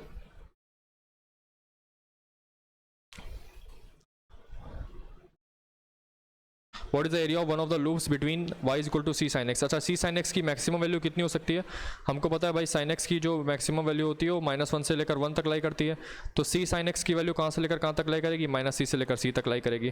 तो यहाँ इसका ग्राफ बना लो।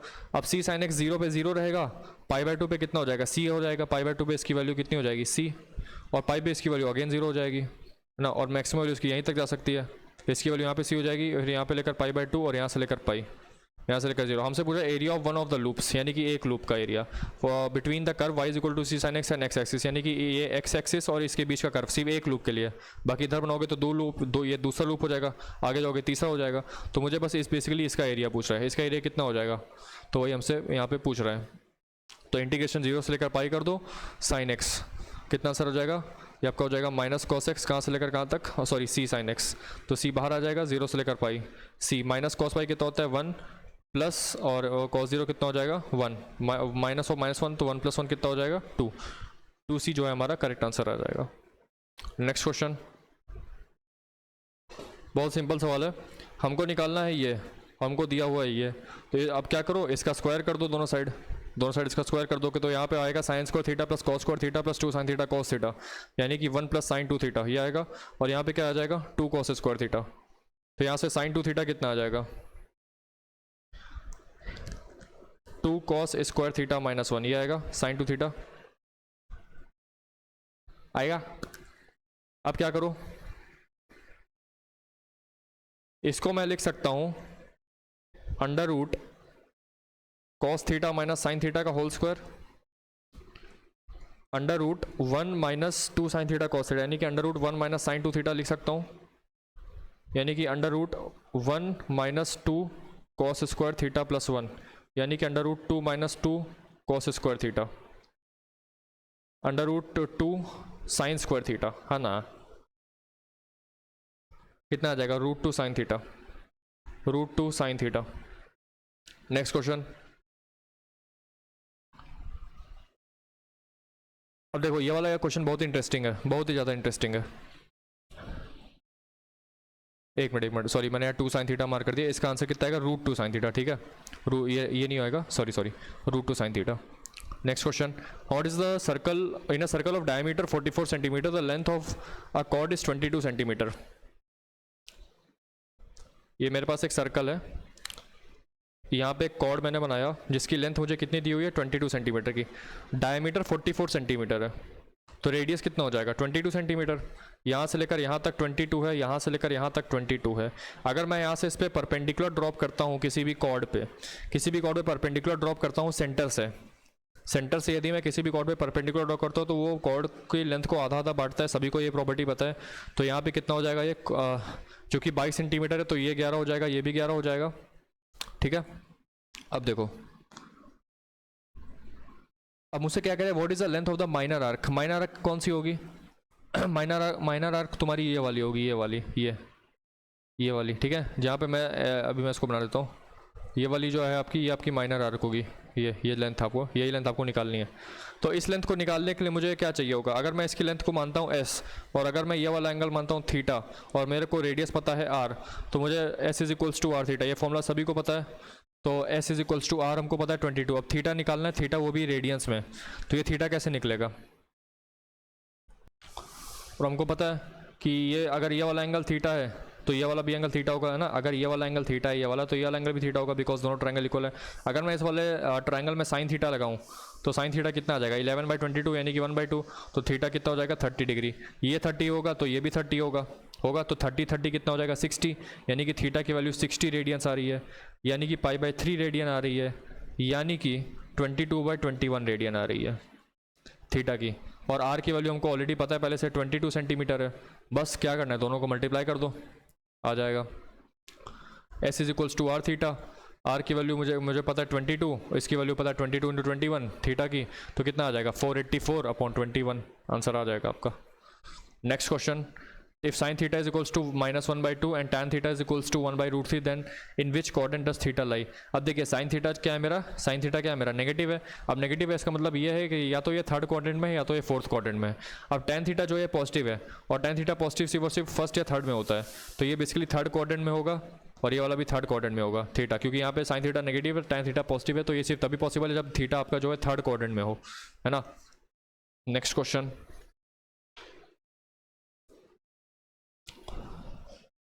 How many 3 digit even numbers can be formed using a digits? अब हमको बनाना है 3 डिजिट इवन नंबर, तो लास्ट वाली प्लेस पे 2 और 4 के अलावा कुछ हो नहीं सकता, तो यहाँ पे मेरे पास टोटल कितनी चॉइसेस हैं? 2 चॉइसेस, 2 और 4 की, है ना, 2 या फिर 4 की। बाकी बचे हुए, अगर मान लो सपोज मैंने यहाँ पे 2 रख दिया, है ना, यहाँ पे मैंने 2 रख दिया, तो अब मेरे पास टोटल कितनी चॉइसेस बची हैं? 1, 3, 4 और 5, यानी कि टोटल 4 चॉइसेस यहाँ भर सकते हैं, और यहाँ पे टोटल 3 चॉइसेस से भर सकते हैं। तो टोटल कितने हो गए? 4 × 3 12, 12 × 2 which is 24। Our answer is 24। Next question, ये वाला जो क्वेश्चन है ना, ये बहुत ही ट्रिकी क्वेश्चन है, ट्रिकी क्वेश्चन। ट्रिकी इसको बनाता है ये वाला पॉइंट, मैं आपको बताता हूँ क्या। अब बच्चा जानते हो क्या पढ़ता है? The angle of elevation of a tower of height h from a point a due south of it. अब वो देखो, वो सुनो, वो पहली नज़र में उसको लगेगा ये हाइट्स एंड डिस्टेंसेस का सवाल है, डिस्टेंसेस का, हाइट्स एंड डिस्टेंसेस का ये सवाल है। यहाँ पे उसने टावर बनाया और उसने सपोज एक पॉइंट लिया ड्यू साउथ, है ना, ड्यू साउथ में उसने एक पॉइंट लिया। साउथ तो जस्ट इसके वर्टिकली पीछे आएगा, तो मैं थोड़ा सा इसको इधर ले लूँ जिससे कि डायग्राम थोड़ा सा अच्छा सा दिखाई दे आपको, है ना। मान लेते कि ये साउथ है और ये 90 डिग्री है, सभी को पता है। अब पूछेगा from it is x and from a point b due east. अब वो ड्यू ईस्ट ऑफ ए ना पढ़ के वो क्या करेगा? ड्यू ईस्ट ऑफ टावर पढ़ लेगा, ड्यू ईस्ट ऑफ इट ही पढ़ लेगा, मतलब कि वो सीधे सीधे ए को यहाँ बना देगा, बी पॉइंट बी को यहाँ बना देगा, पॉइंट ए को यहाँ, मतलब ये पॉइंट ए तो उसने सही बनाया, लेकिन पॉइंट बी इसको यहाँ बनाने के बजाय उसने वो यहाँ बना देता है, और यही वो गलती कर बैठता है ना। यहाँ बनाओगे तो वो ये डायग्राम गलत हो जाएगा। सही डायग्राम ये है बेसिकली, ये आपका टावर ऐसे खड़ा है, यहाँ पे आपके पास एक पॉइंट ए है, और इस पॉइंट ए के ड्यू ईस्ट में यहाँ पे पॉइंट ड्यू ईस्ट ऑफ ए लिखा हुआ है, ऑफ इट नहीं लिखा हुआ है, यानी कि ऑफ टावर नहीं लिखा हुआ है ना, इसलिए आप टावर के रिस्पेक्ट में ईस्ट में मत जाओ, इस साउथ पॉइंट के रिस्पेक्ट में ई पे जाओ। समझ आया? ये था आपका डायग्राम, कुछ ये बनेगा ऐसे। तो मैं इसको अब नीचे रफ में समझा देता हूँ, ठीक है। तो यही बात आपको ध्यान में रखनी थी। देखो अभी हमसे क्या कर रहा है, एक टावर ऐसे खड़ा हुआ है ना, एक टावर जो है, इमेजिन करो एक टावर ऐसे यहाँ पे ज़मीन पे खड़ा है जिसकी हाइट कितनी है? h। अब हमसे कह रहा है क्वेश्चन में कि the angle of elevation of a tower of height h from a point due south of it. अब ड्यू साउथ मतलब इस टावर के पीछे, है ना, इस तरह, मतलब आपकी जब आप अपने मोबाइल या सिस्टम से जब आप इस वीडियो को देख रहे हो तो इसके साउथ मतलब कि वो आपकी स्क्रीन की तरफ आ रहा है ना, आपकी स्क्रीन की तरफ। तो मैं इसको थोड़ा सा इधर दिखा देता हूँ जैसे कि आपको लगे कि हाँ ये रियलिस्टिक है, थोड़ा सा, है ना। आप इसको मान के चलो कि थोड़ा सा साउथ में है ये, है ना, साउथ में। इसका एंगल ऑफ एलिवेशन मुझे दिया हुआ है कितना? x, और ये पॉइंट है मेरा a, ठीक है। From a due south of it is x and from a point b due east of a। अब point b due east of a, यहाँ से हमको ये वाला पॉइंट लेना है, ये पॉइंट इसके ड्यू ईस्ट में है, या फिर ड्यू ईस्ट, सॉरी ये तो वेस्ट हो जाएगा, पॉइंट ड्यू ईस्ट वाला ईस्ट जो है इस डायरेक्शन में हो जाएगा। तो अगर आप इसको यहाँ से ज्वाइन करोगे है ना, और ये दोनों परपेंडिकुलर होगा, देखने से पता चल रहा है, क्योंकि ये वाला जो पॉइंट है ना ये जस्ट इसके अपोजिट में आएगा। ये मैंने थोड़ा इसलिए इसको थोड़ा सा स्लैंट बनाया जिससे कि आपको लगे कि 3D में है बस, ठीक है। तो इसका एलिवेशन इस वाले टावर के लिए कितना हो जाएगा, एंगल ऑफ एलिवेशन इसका कितना हो जाएगा y, ठीक है। अगर आप ध्यान से देखो तो अगर मैं इसको ज्वाइन कर दूं, अब ये जो है ना ये वाला, ये ग्राउंड है बेसिकली, ये वाला ये ग्राउंड है, ये वाला ट्रायंगल अगर ध्यान से देखो, ये वाला पॉइंट बी है और इसको इस पॉइंट को तो मान लो ओ, तो in triangle O B O कि मैं क्या लिख सकता हूँ, O A square plus A B square is equal to O B square, ये लिख सकता हूँ, और यही लिखना ही है हमको, है ना। अब मुझे ना यहाँ पे क्या क्या चाहिए, मुझे यहाँ पे ओ ए और ए बी दोनों चाहिए, और वो कैसे आएगा, कॉट एक्स के फॉर्मूला से। यहाँ से देखो अभी वाला एंगल भी 90 डिग्री है, सभी को पता है, और जो ये वाला एंगल है ये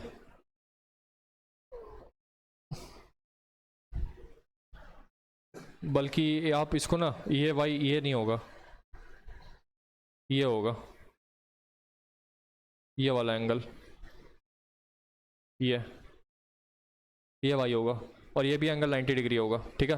तो यहाँ से आप कॉट वाई निकालोगे तो कॉट वाई कितना आ जाएगा, base O B upon h, तो ओ बी स्क्वायर कितना आ जाएगा, h square cot square y, है ना। अच्छा एक बात और, हमको ए बी जो है जेड दे रखा है, ए बी की वैल्यू हमको जेड दे रखी हुई है, ठीक है।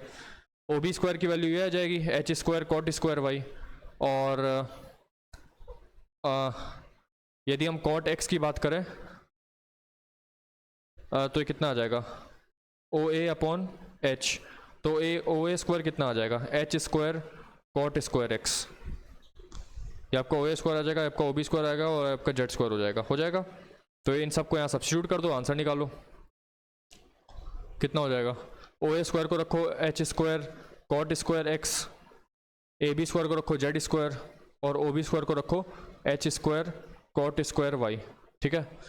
तो उसके बाद जेड स्क्वायर, हमको जेड स्क्वायर कितना हो जाएगा, एच स्क्वायर कॉमन लेंगे तो आएगा cot square y minus cot square x, ये हमारा आंसर हो जाएगा। Z square is equals to h square cot square y minus cot square x, ठीक है। तो मेरा करेक्ट आंसर क्या हो जाएगा, h cot square y minus cot square x is equals to z square. Next question, from a deck of cards total कितने होते हैं डेक के, 52 कार्ड्स होते हैं। Cards are taken out with replacement, what is the probability that the 14th card is taken out is an ace. अब देखो मतलब पहला कार्ड निकाला, रिप्लेसमेंट का मतलब क्या हुआ, सपोज मेरे सामने टोटल टेबल पे, मेरे सामने टेबल है, उस टेबल पे टोटल पैक ऑफ 52 कार्ड्स रखे हुए हैं, उसमें से मैंने एक कार्ड उठाया, अब इसने लिखा है कि विथ रिप्लेसमेंट, मतलब मैंने जैसे वो एक कार्ड उठाया फिर से वापस से मैंने उसको रख दिया, फिर मैंने दूसरा कार्ड उठाया फिर से वापस उसको रख दिया। तो ऐसे करते करते जब मैं 14th कार्ड उठाऊंगा तो जाहिर सी बात है 52 कार्ड्स होंगे, उन 52 में से एस 4 होते हैं टोटल, तो 4 में से 4 में कोई भी एस उठा सकता है, कोई भी एस उठा सकते हैं, एस 4 होते हैं, तो कितना आंसर आ जाएगा 1/13, आंसर आ गया। नेक्स्ट क्वेश्चन हमसे कह रहा है P if A and B are two events such that P of A P of B P of inter then P of this, ये इसका मतलब क्या होता है, इसका मतलब होता है 1 minus P of A union B, ये होता है, यानी कि 1 minus P of A plus P of B minus P of A intersection B, बस। तो 1 माइनस पी ऑफ ए कितना है 0.5, पी ऑफ बी कितना है 0.6, P of A intersection B कितना है 0.4, कितना हो जाएगा 1 माइनस 1.1 माइनस 0.4 यानी कि 1 माइनस 0.7 यानी कि 0.3, ठीक है 0.3। नेक्स्ट क्वेश्चन, अब देखिए ये वाला क्वेश्चन ना जाने कितनी बार आ चुका है, एकदम सेम टू सेम रिपीट ही करता चला जा रहा है। हमसे कह रहा है कि problem is given to 3 students A B C whose probabilities of solving the problem are this this and this respectively, what is the probability that the problem will be solved if they all solve the problem independently, what is the probability that the problem will be solved, इस वाली line पे गौर करिए, that the problem will be solved, probability that the problem will be solved, probability that the problem will be solved by any one of them, by any one of them, any one of them. Further हम इसको तीसरे तरीके से सकते हैं, 1 minus probability none of them solve the problem, none of them solve the problem. तो 1 minus probability of A bar intersection B bar intersection C bar. तो चूंकि ये तीनों के तीनों इंडिपेंडेंटली सॉल्व कर रहे हैं, ये तीनों की तीनों जो है हमारे क्या इंडिपेंडेंटली सॉल्व कर रहे हैं, ठीक है। तो ये A bar intersection B bar intersection C bar कैसे टूटेगा, 1 minus A bar into B bar into C bar. 1 minus A bar कितना हो जाएगा 1/2, बी बार कितना हो जाएगा, बी की वैल्यू 3/4 दी हुई है, तो बी बार कितना हो जाएगा 1/4। ये कितना हो जाएगा 1 माइनस 1/4 यानी कि 3/4, हाँ ना। तो 1 माइनस 3/32 यानी कि 29/32, 29/32। Next question, a pair of fair dice is rolled, what is the probability that the second dice lands on a higher value than first dice। तो भैया इसके बहुत सारे चांस है, 1,6, 2,6, 3,6, 4,6, 5,6। उसके बाद यहाँ पे कितना आ जाएगा,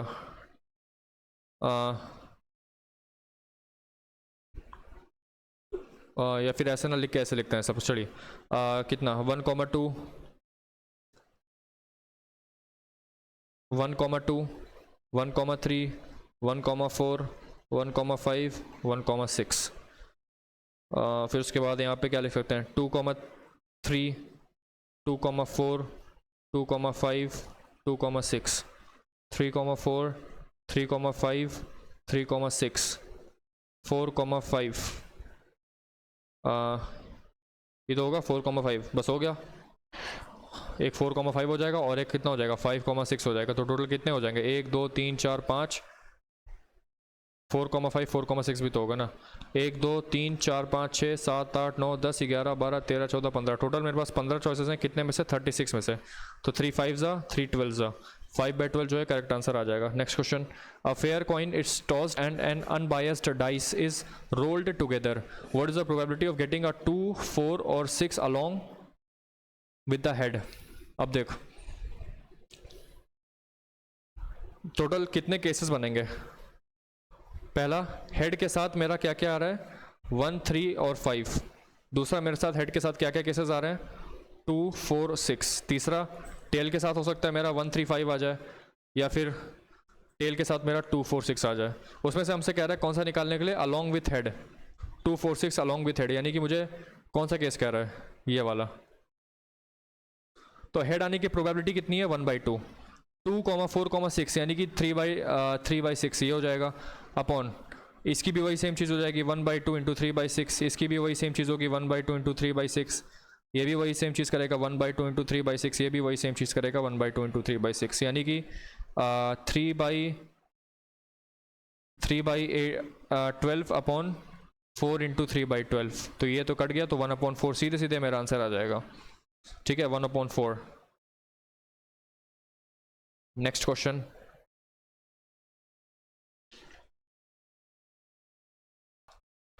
देखिए बहुत ही सिंपल सवाल है। हमसे क्या कह रहा है कि हमारे पास ऐसे 3 इवेंट्स हैं, ठीक है ABC 3 इवेंट्स हैं। तो वही गोला हम बना देते हैं ऐसे,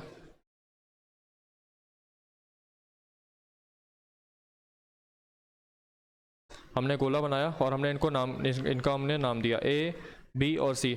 हमसे कह रहा है कि A B C are 3 events, then what is the probability that at least 2 of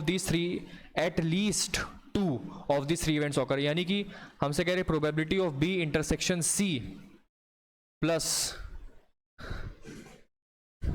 मतलब हमको क्या क्या निकालना है बेसिकली। अगर आप इसको डायग्राम समझो, एटलीस्ट 2 का मतलब होता है ये वाला, ये वाला, ये वाला, ये आपके हो जाएंगे एटलीस्ट 2, यानी कि 2 इवेंट्स। एटलीस्ट 2 मतलब 3 भी हो सकता है, यानी कि तीनों के तीनों हो सकते हैं। तो बेसिकली ये वाला भी चाहिए, है ना, ये वाला एटलीस्ट 3 इवेंट्स, ठीक है। तो हमको ये चाहिए बेसिकली, ठीक है। अब देखिए हमसे कह रहा है एटलीस्ट 2 इवेंट्स, मतलब हमको ये जो है पूरा जितना चाहिए, तो ये कैसे लिख सकते हो, इसको लिख सकते हो P of B intersection C है ना, पी ऑफ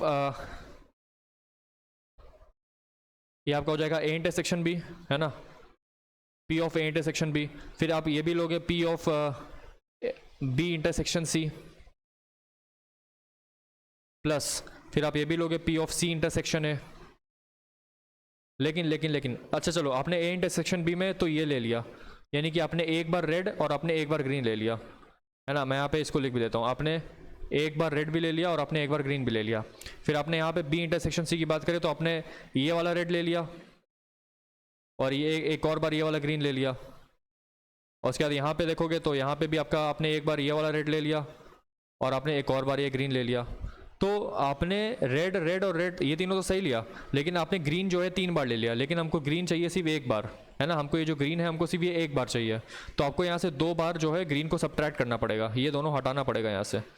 तो यानी कि आपको यहाँ पे सब्ट्रैक्ट करना पड़ेगा 2 टाइम्स ये ग्रीन वाला पोर्शन, और ये ग्रीन वाला पोर्शन क्या है, P of A intersection B intersection C, P of A intersection B intersection C, है ना। आपको 2 बार इसको हटाना पड़ेगा जिससे कि आपके पास ये बचा रहे। तो मेरा फाइनल आंसर क्या आ जाएगा, P of A intersection B plus B intersection C plus C intersection A minus 2 times P of A intersection B intersection C, ठीक है। तो ऑप्शन नंबर जो है मेरा यहाँ पे सी करेक्ट हो जाएगा। नेक्स्ट क्वेश्चन पे आते हैं। If 2 variables x and y are independent then what is the correlation coefficient. अगर इंडिपेंडेंट है तो उन दोनों के बीच में कोई रिलेशन नहीं है, आर की वैल्यू 0 हो जाएगी। तो कोरिलेशन कोएफिशिएंट, अगर कोई डिपेंडेंसी नहीं है, अगर वो दोनों इंडिपेंडेंट है तो एक्स माइनस एक्स बार की वैल्यू 0 हो जाएगी, वाई माइनस वाई बार की वैल्यू 0 हो जाएगी। ये दोनों सिग्निफाई कर रहा है कि मेरा जो आर है वो 0 है, आर जो है मेरा वो क्या है 0, है ना। यानी कि दोनों का जो स्लोप है वो बेसिकली 0 है, उन दोनों के बीच में कोई रिलेशन नहीं है। कोई रिलेशन नहीं है तो आर की वैल्यू 0 है, तो आंसर कितना आ जाएगा इसका 0 आएगा 0, ठीक है। Next question, if 2 independent events A and B are such that P A union B is equal to 2/3 and P of A intersection B is equal to 1/6 and P of A, इस बात का ध्यान रखिएगा, P of B equals to, ये निकालना है। चूंकि 2 independent events हैं, ये दोनों हमारे इंडिपेंडेंट इवेंट्स हैं।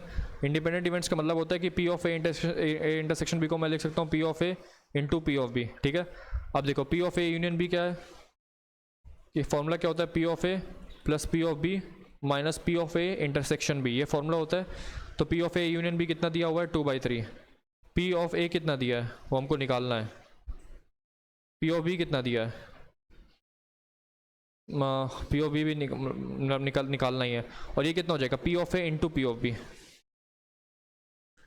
P of A into P of B. अच्छा पी ऑफ ए इंटरसेक्शन भी हमको ऑलरेडी दिया हुआ है, कितना 1/6, अच्छा 1/6 ये दिया हुआ है। अब हमको पता है कि भैया P of A into P of B की value P of A intersection B के बराबर है, यानी कि 1/6 के बराबर है। मुझे चाहिए पी ऑफ बी, तो मैं यहाँ से पी ऑफ ए को क्या लिख सकता हूँ 1/6 P of B into P of B, ये लिख सकता हूँ। तो यहाँ पे उसको पी ऑफ बी को सपोज मैंने मान लो एक्स मान लिया, let P of B is equals to x, तो ये कितना आ जाएगा 1/6 इंटू एक्स। तो यहाँ से आ जाएगा आपका 2/3 is equals to 1/6 x plus x minus 1/6, ठीक है।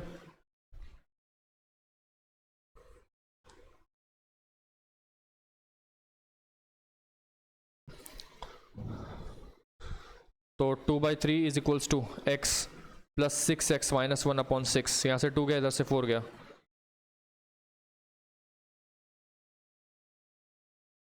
अरे भाई एक मिनट गलती हो गई, यहाँ पे x नीचे आएगा ना, सॉरी ये x नीचे आएगा।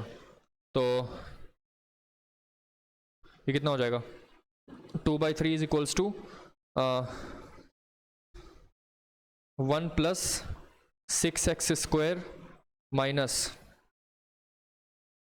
x अपॉन 6x, यहाँ से गया तो उधर 4x इधर 5x आ गया, 5x is equals to 1 plus 6x square, यानी कि 6x square minus 5x plus 1 equals to 0। तो आ गया आपके पास 6x square minus 2x minus 3x plus 1 equals to 0। तो 2x 3x minus 1 3x minus 1 equals to 0। तो x की यहाँ से 2 वैल्यू आ रही है 1/2 और 1/3, यानी कि y जो मेरे पास क्या x की वैल्यू कितनी, पी ऑफ बी की वैल्यू कितनी आ रही है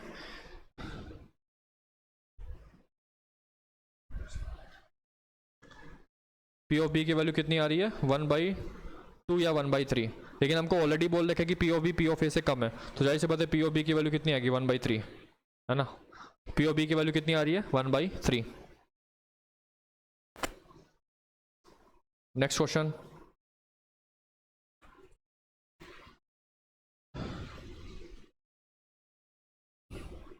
अब देखिए हमसे मीन और स्टैंडर्ड डेविएशन का सवाल पूछा है। 100 ऑब्जर्वेशंस दिए हैं, उसका मीन 50 दिया है, स्टैंडर्ड डेविएशन हमको 10 दिया है। If 5 is subtracted from each observation and then it is divided by 4, then what will be the new mean and standard deviation.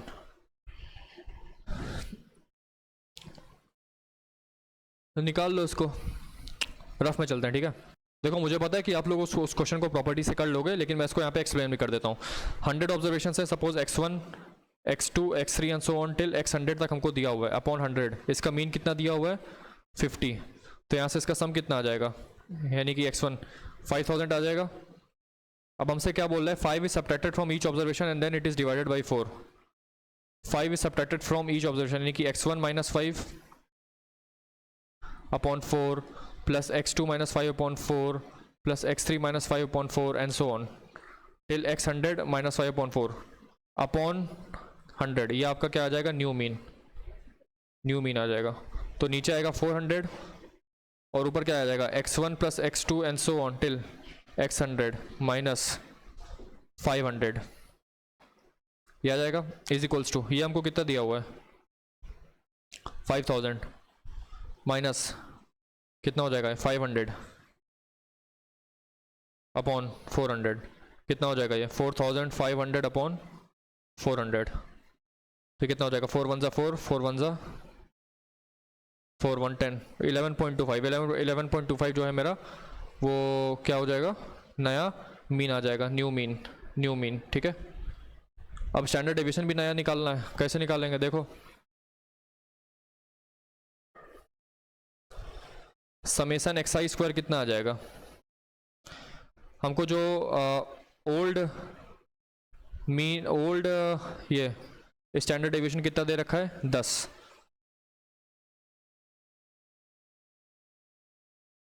यानी कि अगर वेरिएंस की बात करें तो कितना हो जाएगा 100, यानी कि summation x i square upon 100 minus old mean कितना था 50, यानी कि 2500 इज इक्वल्स टू 100, यानी कि summation x i square is equals to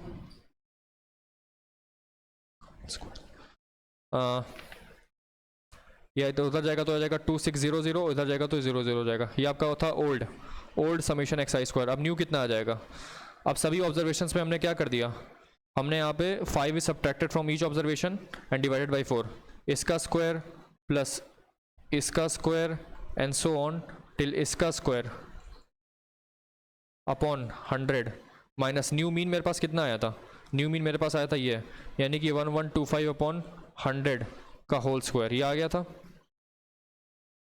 इसको 25 से काटोगे कितना हो जाएगा 25 4 100 25 4 100 तो 125 45/4 ये आएगा।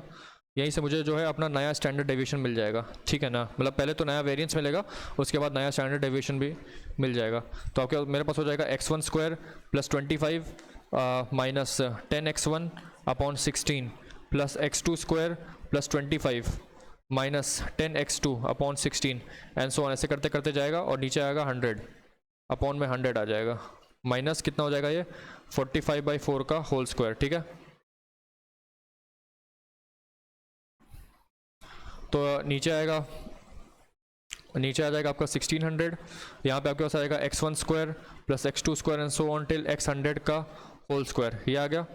फिर यहाँ पे आएगा प्लस 25 100 बार आया तो प्लस 2500 आएगा minus 10 of x1 plus x2 and so on till xn minus 45 का स्क्वायर कितना होता है 2025, तो 2025 और यहाँ पे ये आएगा तो कितना हो जाएगा 00 अपॉन नीचे 1600 आ जाएगा पूरे का। अब देखिए अब हमको चाहिए इसकी वैल्यू हमको ऑलरेडी पता है ना, इसकी वैल्यू क्या थी समेशन एक्स आई स्क्वायर और ये था मेरा क्या समेशन एक्स आई, दोनों ही देख लेते क्या आया है। समेशन एक्स आई स्क्वायर कितना था ये 260000 और समेशन एक्स आई कितना था 5000, ठीक है। तो अब वैल्यूज पुट करते हैं, ये कितना था मेरे पास 260000 प्लस 2500 माइनस ये कितना था 5000, यानी कि ये कितना हो जाएगा 50000 अपॉन 1600 माइनस 202500, तो कितना हो जाएगा, इसको सॉल्व करेंगे तो ये टोटल आपका कितना आ रहा है 10,000 आ रहा है, ठीक है 10,000 अपॉन 1600 ये कटा, तो मुझे बेसिकली अंडर रूट 100/16 ये हमारा आएगा न्यू मीन डेविएशन, क्या आएगा हमारा न्यू मीन डेविएशन, यानी कि 10/4 यानी कि 5/2 यानी कि 2.5, तो मेरा नया मीन डेविएशन आ जाएगा 2.5 और नया मीन कितना आ जाएगा 11.25, तो 11.25 2.5 हमारा करेक्ट आंसर होगा।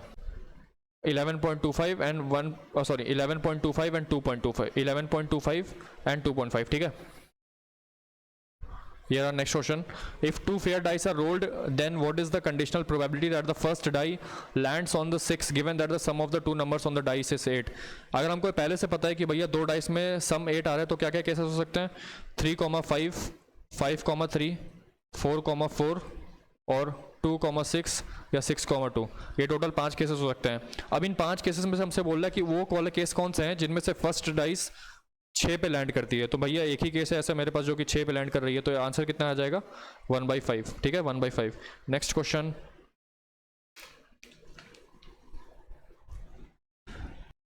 अब देखो हमसे कह रहा है 2 symmetric dice flipped with each dice having 2 sides painted red. देखो इसको समझने की कोशिश करो क्या बोल रहा है।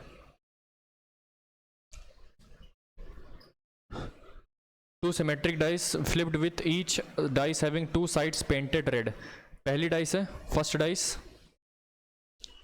उसके दो साइड रेड पेंटेड है, दो साइड हमारे ब्लैक पेंटेड है, एक साइड मेरा येलो पेंटेड है और एक साइड मेरा वाइट है। सेकंड डाइस है मेरे पास, उसमें भी क्या है, उसमें वही सेम कलर है, 2 रेड है, 2 ब्लैक है, एक येलो है और एक वाइट है, ठीक है। तो मैं इसको R1 R2 बोल देता हूँ, है ना। इसको सपोज मैं स्मॉल r बोल देता हूँ, small r, small b, small y, small w ऐसे बोल देता हूँ, और इसको मैं बोलता हूँ R1 R2, ठीक है ना। अब देखो यहाँ पे एक R1 फेस होगा, R1, एक R2 होगा, एक B1 होगा, एक B2 होगा, एक Y होगा और एक W होगा। सिमिलरली यहाँ पे एक R1, यहाँ पे एक R2, यहाँ पे B1, यहाँ पे B2, यहाँ पे Y और यहाँ पे W, ठीक है। तो टोटल मेरे पास वही जैसे हम केसेस बनाते हैं डाइस वाले में वैसे ही आ जाएंगे, क्या क्या R1, यहाँ पे R2 रखो, यहाँ पे B1 रखो, यहाँ पे B2 रखो, यहाँ पे Y रखो और यहाँ पे W रख दो, यहाँ पे Y और यहाँ पे W, ठीक है। ये ऐसे ऐसे है ना, जैसे हम केसेस बनाते थे वैसे सेम सिमिलर केसेस यहाँ पे भी आ जाएंगे, ये वाले, ठीक है ना। यहाँ पे क्या हो जाएगा R1 स्मॉल, यहाँ पे हो जाएगा स्मॉल R2, स्मॉल R2, यहाँ पे हो जाएगा B1, यहाँ पे हो जाएगा B2, यहाँ पे हो जाएगा Y, यहाँ पे हो जाएगा W, ठीक है। अब यहाँ पे पढ़ते हैं, यहाँ पे हो जाएगा आपका R1 small R1, capital R1 small R2, capital R1 B1 है ना, B1 है ये, और फिर यहाँ पे हो जाएगा capital R1 B2, capital R1 Y, capital R1 W, ये हो जाएगा। फिर R2 R1, R2 R2, R2 B1, R2 B2, R2 Y, R2 W, ये हो जाएगा। यहाँ पे B1 R1, B2 R2, B1 R1, B1 R2, B1 B1, B1 B2, B1 Y, B1 W, यहाँ पे B2 के साथ वही करेंगे, B2 R1, B2 R1, B2 R2, B2 B1, B2 B2, B2 Y, B2 W, यहाँ पे Y R1, Y R2, Y B1, Y B2, Y small y, Y capital W, यहाँ पे W R1, W R2, W B1, W B2, W हमसे कह रहा है कि what is the probability that both land on the same colour. Same colour में मेरा ये वाला केस हो जाएगा, ये दोनों रेड हो जाएंगे, उसके बाद ये दोनों, ये रेड हो जाएगा, ये भी रेड हो जाएगा, हाँ ना, ये बी वाला हो जाएगा, तो यहाँ पे बी वाला केस ये दोनों हो जाएंगे, यहाँ पे भी वही दोनों केस हो जाएंगे। वाई वाले का केस यहाँ पे आएगा और ये वाला केस यहाँ पे आएगा। तो 1 2 3 4 5 6 7 8 9 10 टोटल 10 केसेस आ रहे हैं। कितने में से? 36 में से। 36 में से टोटल 5/18, 5/18 हमारे आएंगे। Next question, there are n socks in a driver, n socks हैं, out of which 3 socks are red. If 2 of the socks are chosen randomly and the probability that both socks are found to be red. अब देखो 3 में से 2 socks हमें red मिले और total कितने थे? n में से हमने 2 सेलेक्ट किए, तो इसका आंसर 1/2 आएगा। अब तुम यहाँ पे n की वैल्यू 4 रख के देखोगे, अपने आप आंसर आ जाएगा। 3c2/4c2 की वैल्यू 1/2 रखो, देखो आ रही है, तो कितना आ जाएगा? 3 × 2, या ऊपर आ जाएगा 3 और नीचे आएगा 6, तो 1/2 है ना। तो n की वैल्यू जैसे हमने 4 रख दिया वैसे ही आंसर आ गया, ठीक है ना। तो ये इसको कहते हैं तुक्का मेथड, सीधे से तुक्का लगा के आंसर पाओ। नेक्स्ट क्वेश्चन, अब देखो सेम वैल्यू का मतलब क्या होता है? यहाँ पे they have same value. Same value मतलब अगर तुमने एक कार्ड, जैसे हमारे पास टोटल 4 तरह के कार्ड्स होते हैं, एक होता है स्पेड, एक होता है क्लब, एक होता है हार्ट और एक होता है डायमंड, ठीक है। और इन चारों में हमारे पास 13 कार्ड्स होते हैं, तब जाके 52 का प्लेइंग कार्ड बनता है। तो इन चारों में हमारे पास 13 कार्ड होते हैं। अब मुझे क्या करना है कि 2 cards are chosen at random. अब उन 2 कार्ड्स में से हमें कोई ऐसे 2 कार्ड्स उठाने जिनकी सेम वैल्यू हो। अब सेम वैल्यू तो भैया चाहे स्पेड क्लब किया है, अब देखो स्पेड में क्या क्या होता है मेरे पास? किंग, क्वीन, जैक, फिर 10 9 8 7 6 5 4 3 2 और एस। सिमिलरली यहाँ पे भी होता है, यहाँ पे भी होता है, यहाँ पे भी होता है। इसमें 13, इसमें 13, इसमें 13 और इसमें 13। तो अब मुझे कह रहा है सपोज मैंने स्पेड का अगर जैक उठाया तो मैं क्लब, हार्ट, डायमंड में से भी मेरे को किसी ना किसी एक का तो जैक चाहिए होगा। सिमिलरली अगर मैंने स्पेड का अगर 5 उठाया तो क्लब, हार्ट या डायमंड में से किसी एक का 5 चाहिए होगा। या फिर मैंने अगर हार्ट का एस उठाया तो मुझे क्लब, स्पेड या डायमंड में से किसी का एस चाहिए होगा, है ना। तो टोटल पहले इनमें से 2 सेलेक्ट करते हैं, इनमें से कोई भी 2 सेलेक्ट करो, तो कितना चॉइस हो जाएगा? 4c2, यानी कि 6 चॉइस। अब इन 6 चॉइसेस में से हमें टोटल ये 13 दिख रहे हैं, ये टोटल 13 हैं, तो इन 13 में से कोई भी आ सकता है। तो 13 × 6 टोटल हमारे पास इतनी चॉइसेस हैं आउट ऑफ 52c2। कितना आंसर हो जाएगा? 13 × 6/52 × 51/2 × 1। यहाँ से ये गया तो कितना आ जाएगा? 26। तो आ जाएगा 13 × 6/26 × 51। ये 2 गया, ये 3 गया और ये 1/17। आंसर कितना आ जाएगा इसका? 1/17। Next question, in 8 throws of a die, 1 minute, in 8 throws of a die 5 और 6 is considered to be success, यानी कि P की वैल्यू कितनी हो जाएगी? 2/6 यानी कि 1/3, और Q यानी कि फेलियर कितना हो जाएगा? 4/6 यानी कि 2/3। The mean and standard deviation of the total, हम सीधे मीन पूछा है। मीन का फॉर्मूला क्या होता है? n × P। यहाँ पे n क्या है? n है हमारा 8, n है हमारा 8 थ्रोज, तो NP कितना हो जाएगा? 8 × 1/3, यानी कि मीन मेरे पास हो जाएगा 8/3। और स्टैंडर्ड डेविएशन कितना हो जाएगा? ये हो जाएगा √NPQ, यानी कि √8 × P की वैल्यू कितनी हो जाएगी? 1/3 और Q की वैल्यू 2/3 है, ये कितना हो जाएगा? 4/3, ठीक है। तो मेरा स्टैंडर्ड डेविएशन आ जाएगा 4/3 और मीन आ जाएगा 8/3, ठीक है। Next question,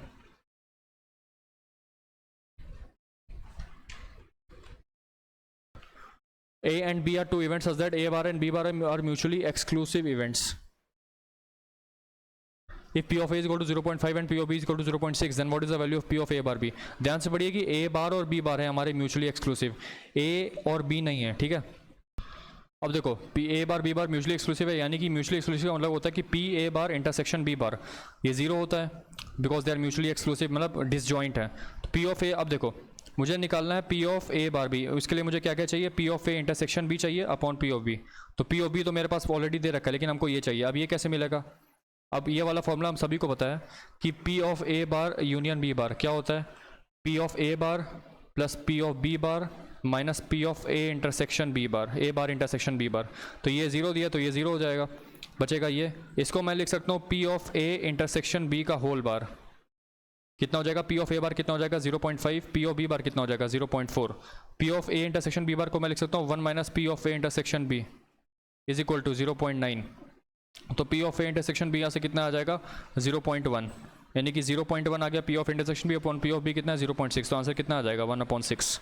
next question, consider the following statements the algebraic sum of deviations of a set of values from their arithmetic mean। Algebraic sum बोल रहा है तो वो हमेशा जीरो होता है, बिल्कुल सही, पहला स्टेटमेंट सही है, वो हमेशा जीरो होता है। दूसरा हमसे कह रहा है arithmetic mean is greater than median is greater than mode for a symmetric distribution के लिए अरिथमेटिक मीन जो होता है हमारा वो मीडियन के बराबर होता है, मीडियन जो है वो मोड के बराबर होता है, और मोड जो है मतलब तीनों के तीनों जो है इक्वल होते हैं। तो ये स्टेटमेंट गलत है सिमेट्रिक के लिए, पहला स्टेटमेंट ही ओनली सही है, वन ओनली। नेक्स्ट क्वेश्चन, एक काम करते हैं इस क्वेश्चन को नीचे सॉल्व करते हैं, ठीक है। जेड और डब्ल्यू वाला जो कोरिलेशन कोएफिशिएंट है ना, इसको नीचे सॉल्व कर लेते हैं, है ना। जेड की वैल्यू x+5 और डब्ल्यू की वैल्यू y/3, तो इसको नीचे देख लेते हैं। देखो हमको पता है कि जो कोवेरियंस का फॉर्मूला होता है क्या होता है, कोवेरियंस ऑफ x, y क्या होता है, या फिर r का जो फॉर्मूला होता है r का, है ना, कोरिलेशन ऑफ x, y, इसका जो फॉर्मूला होता है बेसिकली ये दोनों एक ही चीज़ है, ये होता है covariance of x, y upon under root variance of x into under root variance of y। अब ये मुझे दे रखा है कितना, ये मुझे कितना दे रखा है 0.6 दे रखा है, ठीक है। अब हमको बोल रहा है कि z की वैल्यू x+5 है, तो वेरियंस ऑफ z कितना हो जाएगा, वेर ऑफ z कितना हो जाएगा। अब देखो कोई चीज़ ऐड कर रहे हो ना, तो ऐड करने से कोई फर्क नहीं पड़ता अनलेस एंड अनटिल ये x से मल्टीप्लाइड का हो। यहाँ पे x से मल्टीप्लाइड है 1, तो जो आपका वेर ऑफ z हो जाएगा वो बेसिकली हो जाएगा 1/2 इंटू वेरियंस ऑफ x, यानी कि वेरियंस ऑफ z आपका आ जाएगा क्या, वेरियंस ऑफ x के बराबर ही आ जाएगा। उसके बाद और w को हमको दे रखा है y/3, तो यहाँ से वेरियंस ऑफ w कितना आ जाएगा, वो आपका आ जाएगा 1/3 इनका whole square into variance of y, है ना।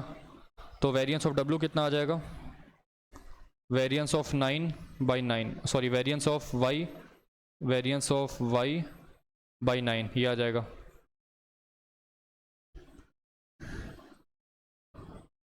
अब देखो हमको निकालना क्या, कोरिलेशन या फिर कोरिलेशन कोएफिशिएंट जो है z, w के बीच में निकालना है ना।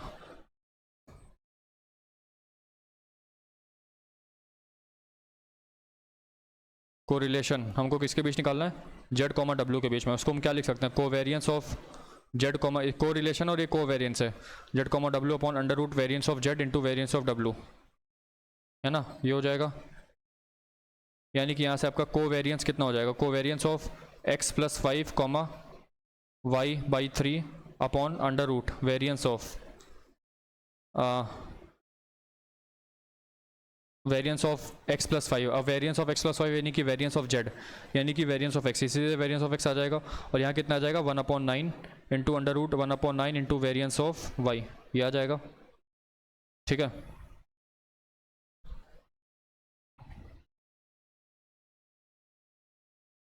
यानी कि कितना आ जाएगा, अब यहाँ से 1 बाहर आएगा और 1/3 बाहर आएगा, तो 1/3 1 into 1/3 1 into 1/3 covariance of x, y upon, एक मिनट इसको मैं फिर से लिख देता हूँ,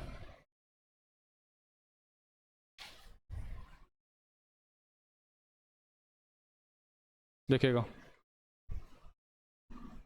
तो ये कितना हो जाएगा। अब ये देखो कोवेरियंस इसका कैसे लिखेंगे, 1 इंटू 1/3 आ जाएगा बाहर, 1 इंटू 1/3 बाहर आएगा, covariance of x, y upon 1/3 यहाँ से बाहर आएगा upon under root variance of x into under root variance of y। ध्यान से देखो तो ये क्या लिखा हुआ है, ये बेसिकली r ही लिखा हुआ है r, और इसकी वैल्यू कितनी थी 0.6, यहाँ से ये कैंसिल आउट हो जाएगा, तो सीधे सीधे मेरा आंसर कितना आ जाएगा 0.6, ठीक है। कोवेरियंस ऑफ z, w वही आ गया मेरा जो पहले था विच इज़ 0.6, ठीक है। आंसर कितना हो जाएगा 0.6। Next question,